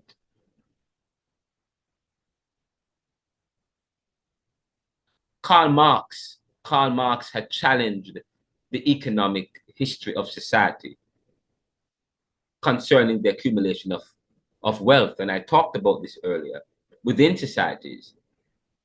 And he imagined a utopic society of equal beings without classes. Equal beings without classes. Without status or kin, which differs from Plato's Republic and the Aristotelian view, which one may argue occupy much of the Western and to less degree Eastern. Yet, the East is suspicious of the West, and the West is suspicious of the East, as Ian Baruma had explained in Occidentalism, a book that explores ethnocentrism. And of not just Ian Baruma, but also Edward Said in his book Orientalism. To do critical thinking is to do analysis. It is looking at things in a metaphysical way. And when we talk about in a metaphysical way, we're talking about when we talk about what is metaphysics. Metaphysics looks at what is ultimately real about life. What is ultimately real about anything. In other words, what is real or true about reality, about existence, is what is, it is the makeup of a particular thing's parts, its components. I said to do critical thinking is to do analysis, is to break things down. It is looking at things in a metaphysical way. Metaphysics. It dissects and does surgery. It is a way of thinking that looks at patterns in action and explore thoughts. It does psychoanalysis for those people who are doing psychology or who have done psychology before, understand and know about Sigmund Freud. We said that to do critical thinking is to do psychoanalysis. Frantz Fanon is said to be a nationalist psychoanalyst.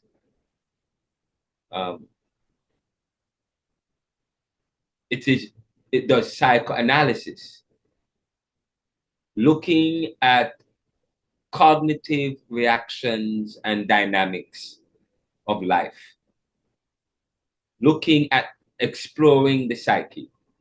It does psychoanalysis, which Karl Marx and later Frantz Fanon used to present the empowerment or the empowered self. And it's not Karl Marx, actually. It's Sigmund Freud and Frantz Fanon. In fact, Frantz Fanon writes that the Negro is not any more than the white man in Wretched of the Earth, which represents an empowered depiction of the black man from unusually neutral approach that is not top down. From an unusually neutral approach that is not top down. This pragmatical and succinct critical thinking at work here, where he says the Negro is not any more than the white man. It's pragmatic. It's succinct. It's critical thinking at work. The Negro is not any more than the white man. Because Frantz Fanon, in his writing as a colonial subject, he is angry at his masters. And Frantz Fanon, when he wrote, towards his later years, just before he died, he was very ill. And when he wrote the book Wretched of the Earth, he said the colonial subject is a wretched of the earth. Wherever he goes, he is the wretched of the earth. He is a political creature in every circumstances. That's what he writes. And he was very ill when he wrote that. I think he had leukemia, Frantz Fanon. He writes that the Negro is not any more than the white man.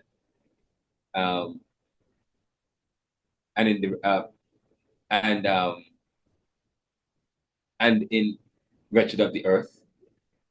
which represents an empowered depiction of the Black man from an unusually neutral approach that is not top-down.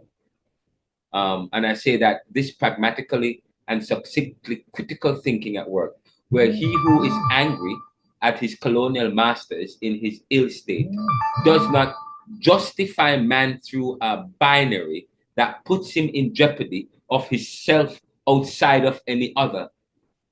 He doesn't say that the Black man is not less than. Instead, he writes that the Black man is not more than, which challenges the usual narrative or language when comparing the post-colonial creature with that of his former master.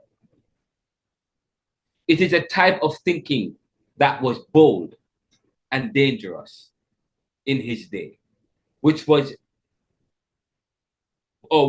a threat to the status quo, which led to the banning of his books, such as Black Skinned White Mask and The Wretched of the Earth, because it was banned at the time.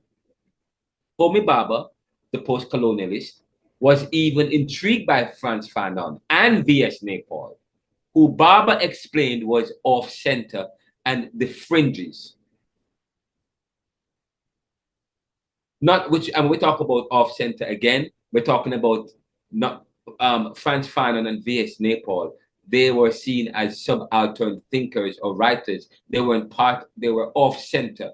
They weren't the standard, part of the standard thought of the day, not part of the intellectuals of the day, due to their work in reimagining the colonial and post-colonial characters as little but tallower and unassumingly powerful with magic. These stories bring to life those who were at the backstage of life, Frantz Fanon and V.S. Naipaul. This is critical thinking at work. It examines and evaluates what is the obvious and what is not. What is the obvious and what is not. It does not take sides. However, it may seem biased, but please remember that critical thinking involves a goal. It involves having trained ears and eyes that hear and see far and wide. Critical thinking is developed through the training of the mind to think in a certain way, as it is explorative thinking. It challenges your own thinking and beliefs. It uses logic, common sense, and reason. It benefits from expansive thoughts and sequencing of present and past knowledge. It builds on past information. It is coherent and clear. It follows the laws of logic and reason. But of all things, it disrupts and challenges. And it challenges your own thinking.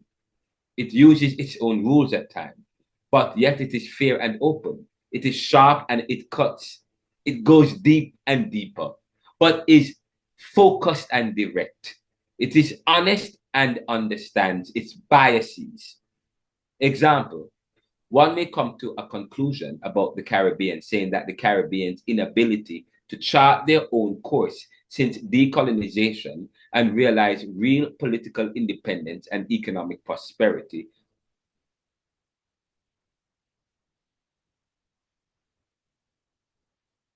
was part of the challenge of the Caribbean. What voice do we have as a Caribbean thinker? And what are the threats to that voice? Are Caribbean countries truly free of the external and this illusion of freedom that comes within competing worldviews? What of the issue of bias? We utilize Kenneth Clark's book, Dark Ghetto, his book, Dilemmas of Social Power, that will help us to distill some of the concepts and explore the question and our thoughts. Of course, we want to reference these in the book Neoliberalism. So we reference the book Neoliberalism, Globalization, Income Inequality, Poverty and Resistance to discuss these ideas. We delve into the issue of how identity presents an issue by looking at how things are viewed because of determinations based in analysis or analyses influenced by a brand that then led to a branded perspective. A brand that leads to a branded perspective. Branded perspective. We explore the problem of study and the issue of position and hierarchy within studies. Hierarchy within studies, especially between the subject and the observer. We then begin to look at the issue of the ghetto. Therefore, the post-colonial man must be a critical thinker, who is a skeptic, one who is suspicious of history and its creation of the present. Okay, for like Kant, I said that we live in what? The reality of a history that is a result of human nature and circumstances. Kant's critique of pure reason and practical knowledge, including Newtonian physics, being the foundations of knowledge about everything unchanging and categories of the mind. We live in a reality of a history that is the result again of what? Human nature and circumstances. And I'm going to say this again. Kant's critique of pure reason and practical knowledge, including Newtonian physics, because Newton physics is about treats everything as natural. Newtonian physics being the foundation of knowledge about everything unchanging and categories of the mind. Kant challenges this as dangerous. Any study of moral codes as foundation to any foundation outside of the varieties of human natures and circumstances.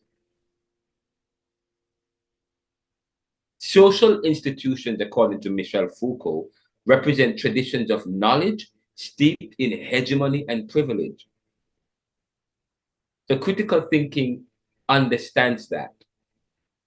And that is why we are suspicious of institutions.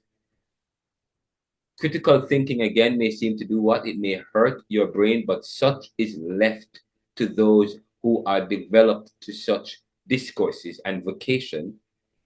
As, again, we are what? We are philosopher kings or queens, working to play our part and to make our way towards revolutionary improvements on the totality of life. So critical thinking is part of that kind of discourse that we find ourselves.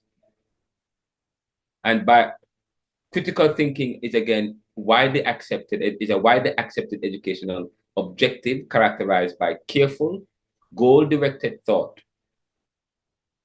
And the definition varies. It generally involves considering beliefs and knowledge, critically evaluating evidence, and drawing reasoned conclusions. Now, John Dewey, who is an early advocate of critical thinking, described it as an active, persistent consideration of beliefs in light of supporting evidence and potential findings.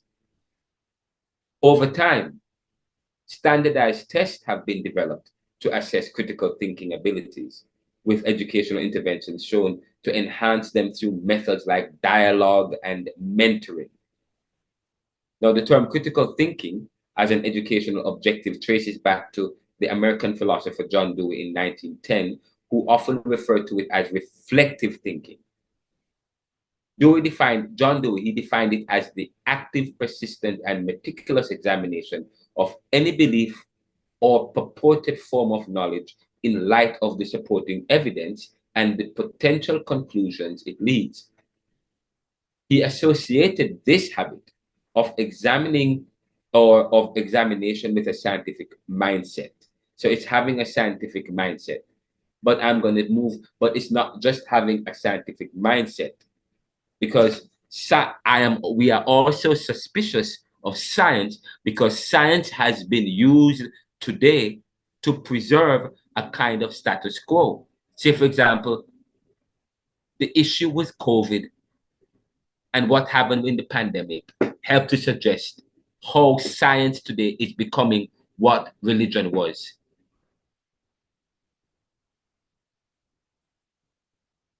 If you It is as science tries to baptize anything with the money to back it.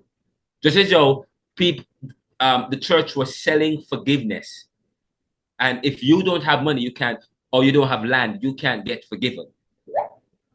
In science today is doing just the same thing.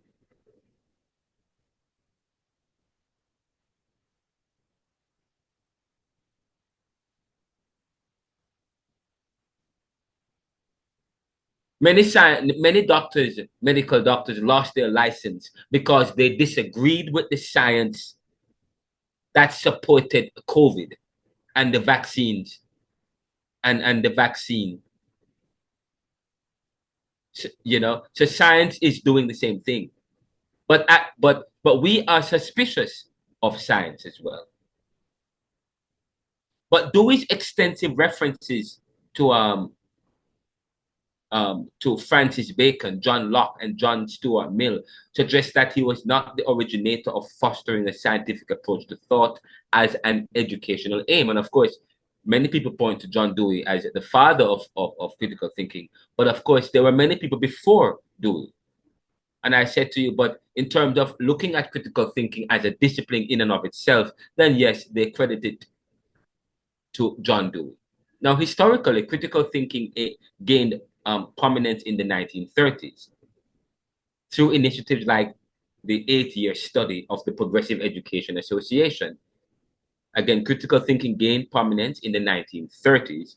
That was in the 1930s that Rastafarianism was developed as a religion in the 1930s as well. Okay, in the 1930s, we also had the Great Depression in the 1930s. In the 1930s, there was a great strive towards independence. The conversation started to happen. Okay. So it gained prominence in the 1930s through initiatives like the 8-year study of the Progressive Education Association, which integrated critical thinking into educational goals. Now, Bloom's taxonomy of cognitive objectives further incorporated critical thinking abilities. Since then, annual conferences and educational reforms worldwide have emphasized its importance leading to its global inclusion in curricula and assessment. So when we do Caribbean thought, we are assessing for your ability to think critically about Caribbean studies or Caribbean topics. Now, Dewey has 3 main examples, which I'm not going to go into. What I did was, you have a copy of this, so you can look at his example, but Dewey provides us with 3 main examples in terms of doing critical thinking. 1 was transit. 2, the ferry boat, which includes observation. And 3, the bubbles. Okay.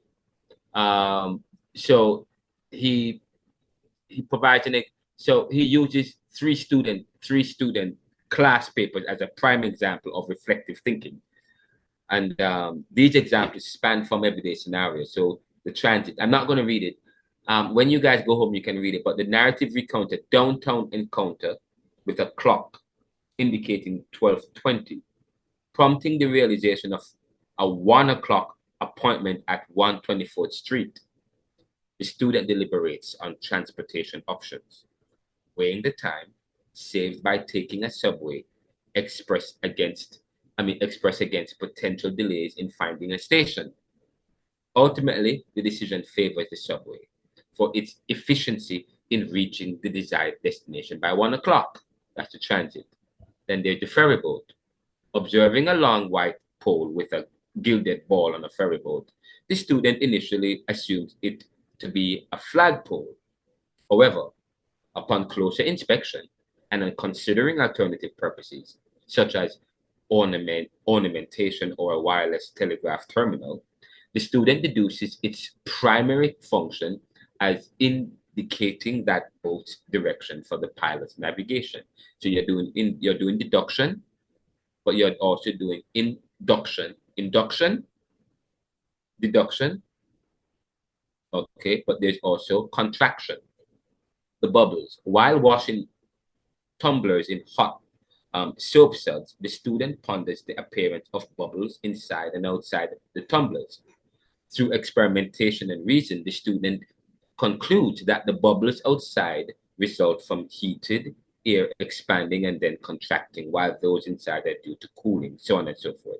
And he has other examples to illustrate critical thinking with additional scenarios. Okay, but I won't get into them. Now, you guys have a copy of this paper, and it's also available in ResearchGate and academia.edu. In contemporary discourse, critical thinking encompasses diverse perspectives and methodologies. Scholars like Berlin and so on look at it in terms of the purposeful nature, emphasizes its purposeful nature. So critical thinking is purposeful. It adheres to standards of adequacy and accuracy, and the fulfillment of relevant criteria. This goal-directed standards-based approach distinguishes critical thinking from mere opinion or ideological bias. So it's not an ideological bias when doing critical, although you might think that Caribbean thought involves a lot of biases, because we talk about history from below, subaltern thinking. We're doing subaltern thinking from below, people affected by particular history. But yes, it is goal-oriented, it's goal-directed thinking, but it is still based on certain standards. Now, critical thinking remains a foundational skill in education, so on and so forth, but you guys can get that. What are the ideas from critical thinking to consider when studying the Caribbean? One of the issues I talk about is the trope of penetration to address the power dynamics at play when reflecting on the Caribbean's position in the world in the global South as against the global North. That stems from critical thinking, penetration, and I want you to read the lecture that is noted in this particular presentation that you guys have. With you can go to the hyperlink. I talk about the trope of penetration. I'm not going to talk about what's the difference between neoliberalism and liberalism today, because we don't have time for that. I'm going to stop here. This is where I'm going to stop. There is a longer lecture here, but there's more things I need to discuss, but I don't think we have time for that. We're going to stop here because I think we have completely run out of time. What I want to hone in on is to get you guys to think critically about things, and to understand that part of critical thinking will involve challenging your ideas. It's going to be deep. Do not take anything for granted. Also, get in the practice of challenging your own self. Look in the mirror. Ask yourself some questions, and then rethink them. Yes. Do some metaphysical thinking and some critical thinking around some beliefs that you have, and see to what and where do you go. Push things to their logical end. To do critical thinking is to push things to their logical end. So push things to their logical end. Use deduction and inductive methods to do so, but also reflect on some of the questions that we have. Now, finally, I want to raise, as we wrap up this class, I want to raise a question for you guys, which I was supposed to do that. We don't have time. We've run out of time for this class. But I have an activity for you guys. And to begin for the next class. The next class, we're going to start with this, the paradox of sovereignty. What do Haiti and Cuba not have in common with Dominican Republic, Jamaica, Trinidad, and Barbados? One, the options are there. Okay, I don't think I'm sharing my screen. Am I sharing my screen? No, let me share it right now. Let me share it. The paradox of sovereignty.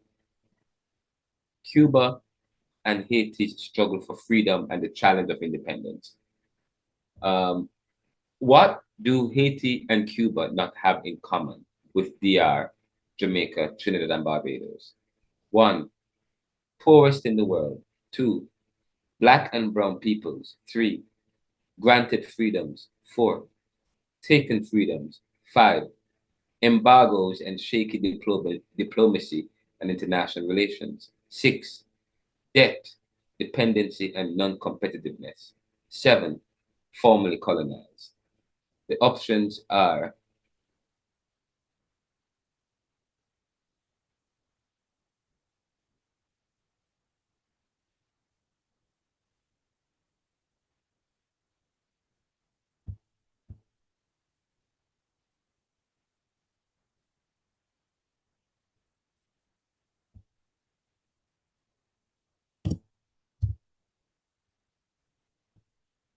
there we go, I fixed it. The options are A, 2, 5, 6, and 7.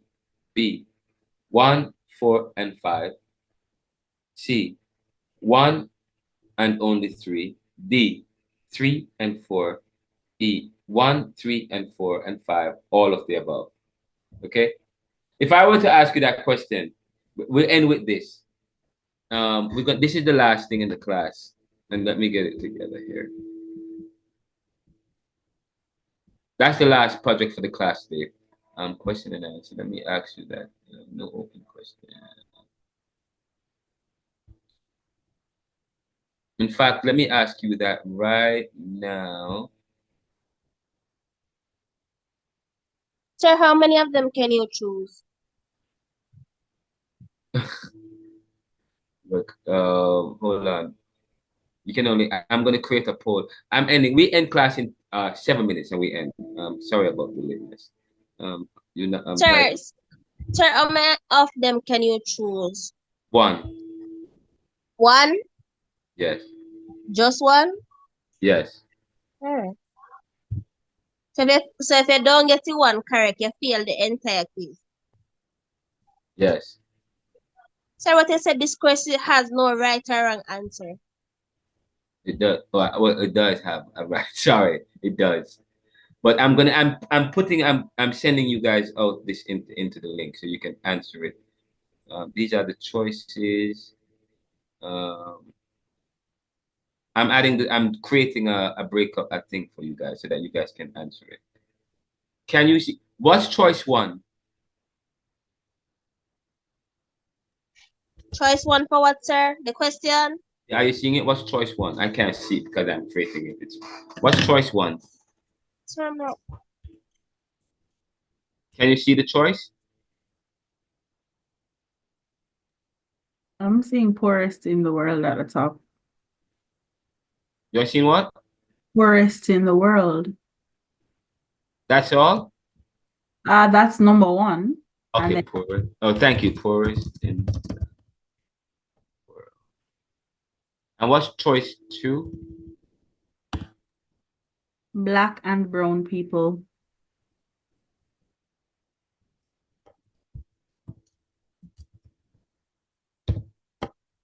Okay, what's choice 3?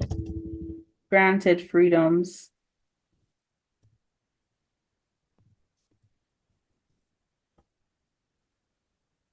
What's choice 4?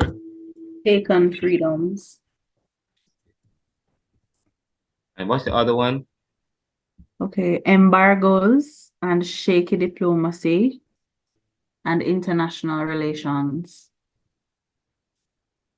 So embargoes and shaky diplomacy and international relations.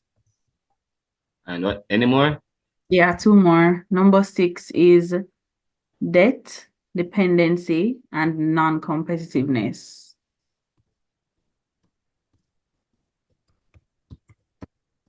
Debt. Okay, right?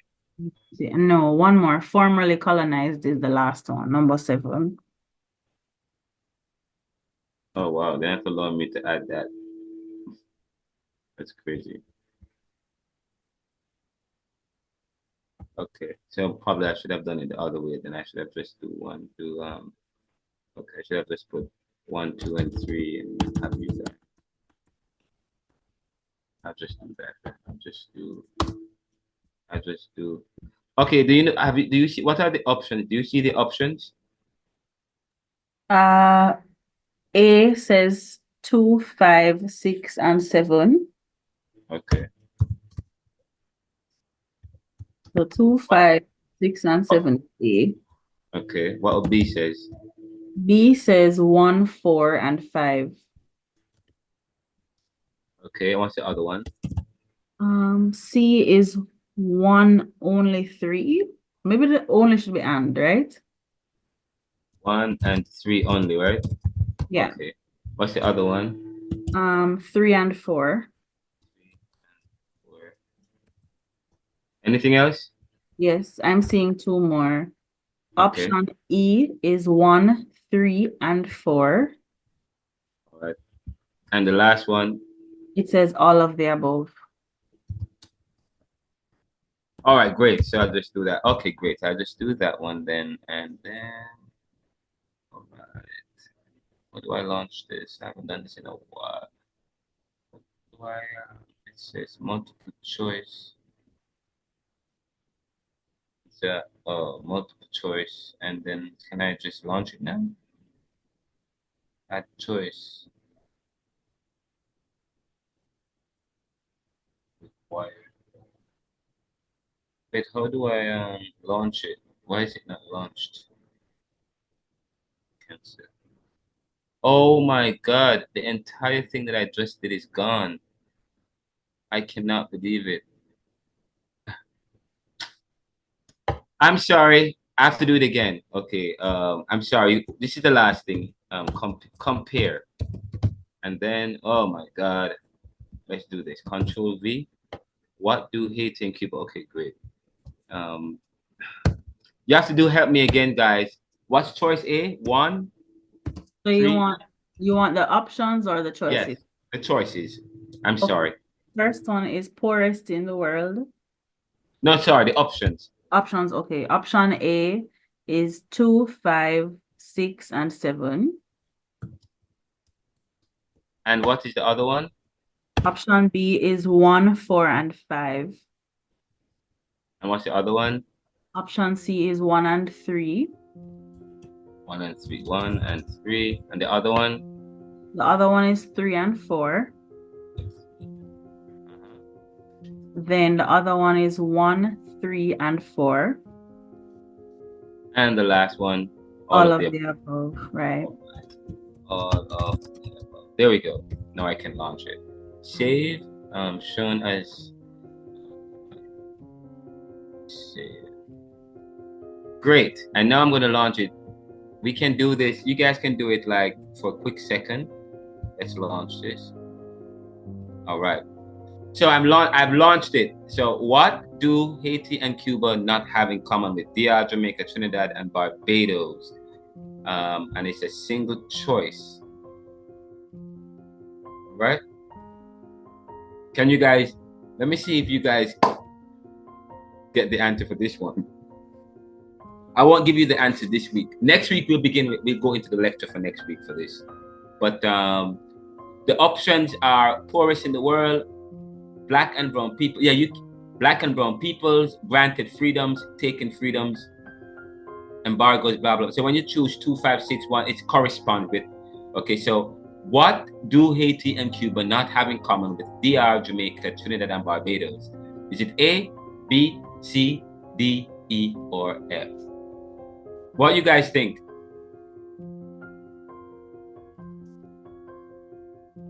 You want us to answer out loud?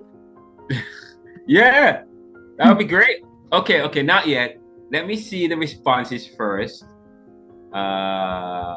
Wait, this is crazy. Go to the polls. Anybody? Has it started? 2 persons have participated so far. 0 persons participated. Are you guys seeing it? Yeah. Oh, you guys are thinking about it. Well, I'm thinking about it. Oh wait, only 3 people in the class anyways. Everybody have left. It's just 3 people left in the class. Everybody have left. When you say what they don't have in common with the others, you're basically saying their specific identifying features. That's what you're asking, right? What makes them different from those other countries? Yeah, but based on the options that we have. Okay. Right. So based on the options that we have, so the option, we have 7 options, and which one of these options would be the best choice that compares? To Yes. separate them from everybody else. Yeah, that separates Haiti and Cuba from the rest. Yes. Yes. Oh. Right. What it is that, which of these that defines Haiti and Cuba that does not part of the other Caribbean countries, that the other Caribbean countries cannot identify with? Can I tell you, I wrote this quiz and I didn't even remember it until recently, and I know the answer, but I'm like, wait, what was the answer again? This feels like a trick question. Like all the answers are so similar. In the sense where, because when you look at it on a technical level, yes, there is some amount of taken freedom that all have experienced. Yeah. But some of it is subliminal for the others, while Haiti and Cuba's is a lot more obvious. Yeah. Okay, there is critical thinking right there. There is critical. Who said that? Alyssa? Yes, sir. Can I tell you, you guys, this is why this is critical thinking at work. So now we're applying critical thinking to the study of Caribbean thought. None of that, I've gotten that out of the way. Let us see you use your critical thinking now to come up with the answer. How would you answer the question? Oh, geez. Okay. One is definitely in it.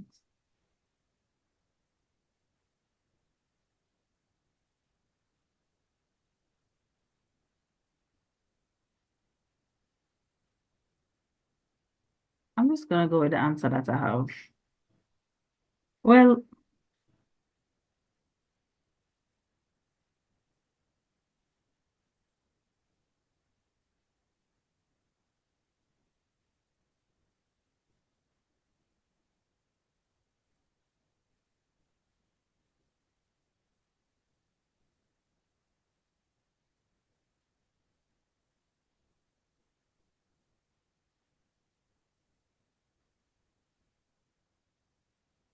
they have that.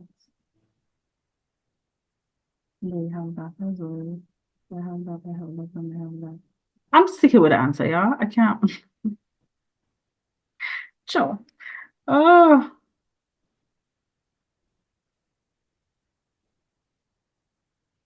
I think I'm gonna stick with my answer. I'm sticking with my answer. All right. Who said that? Well, okay, great. I can't wait to hear what the answer is. What do you have as your answer? Me? Yes. I put B. Okay. And let me see. Let me check the results. Wait. 2 of 2 students say B. They don't have granted. Well, I'm gonna stop. This is very complicated. Are we gonna stop here and I'll give you the answer next week when we come back? We give you the answer next week because I want the other students to participate, and I'm gonna leave this poll open so that next week when we come back, I have it up for the students who didn't get a chance to participate. I would love everybody to participate in this, but I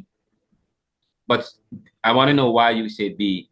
But whatever answer you answer, I just want to know why you answer it. It's not a right or wrong answer, and I just would like to know why you answer it. By the way, let me share my screen. I'm going to share my screen again. I'm going to stop this because what I did. So next week we're going to go through this. I'm going to do a presentation about the answer, talking about the paradox of freedom. Have we misunderstood our heritage? And I'm also going to be talking about. I created this document for you guys. Is this a document, or is this document? I created this document. No, that's not it. New share.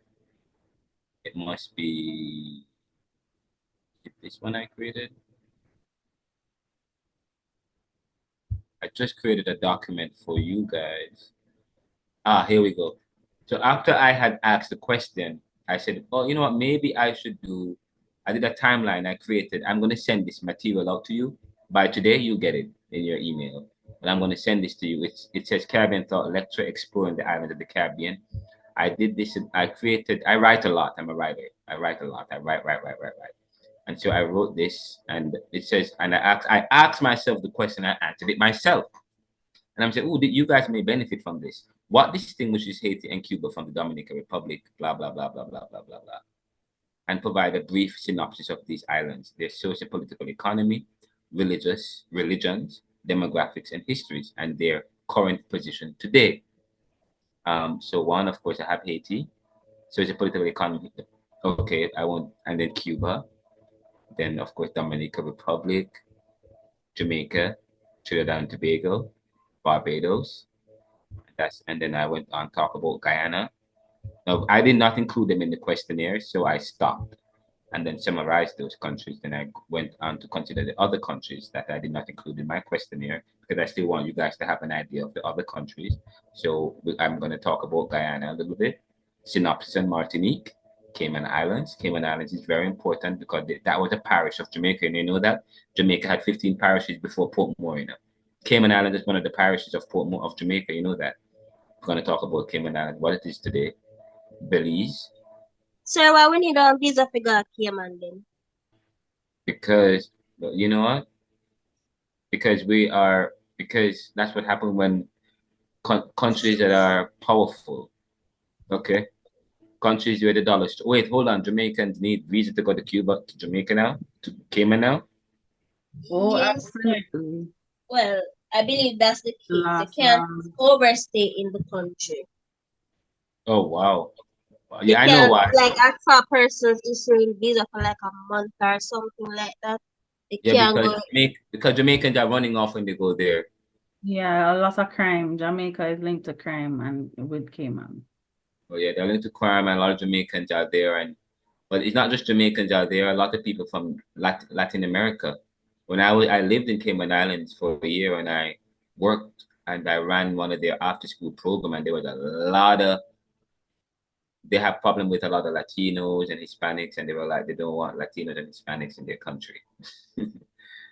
But that's what happened with people from the poorer country. They're always looking for opportunities, and Cayman Islands have a relatively strong economy because they're taken care of by their colony of Britain, and they're taken care of by Britain.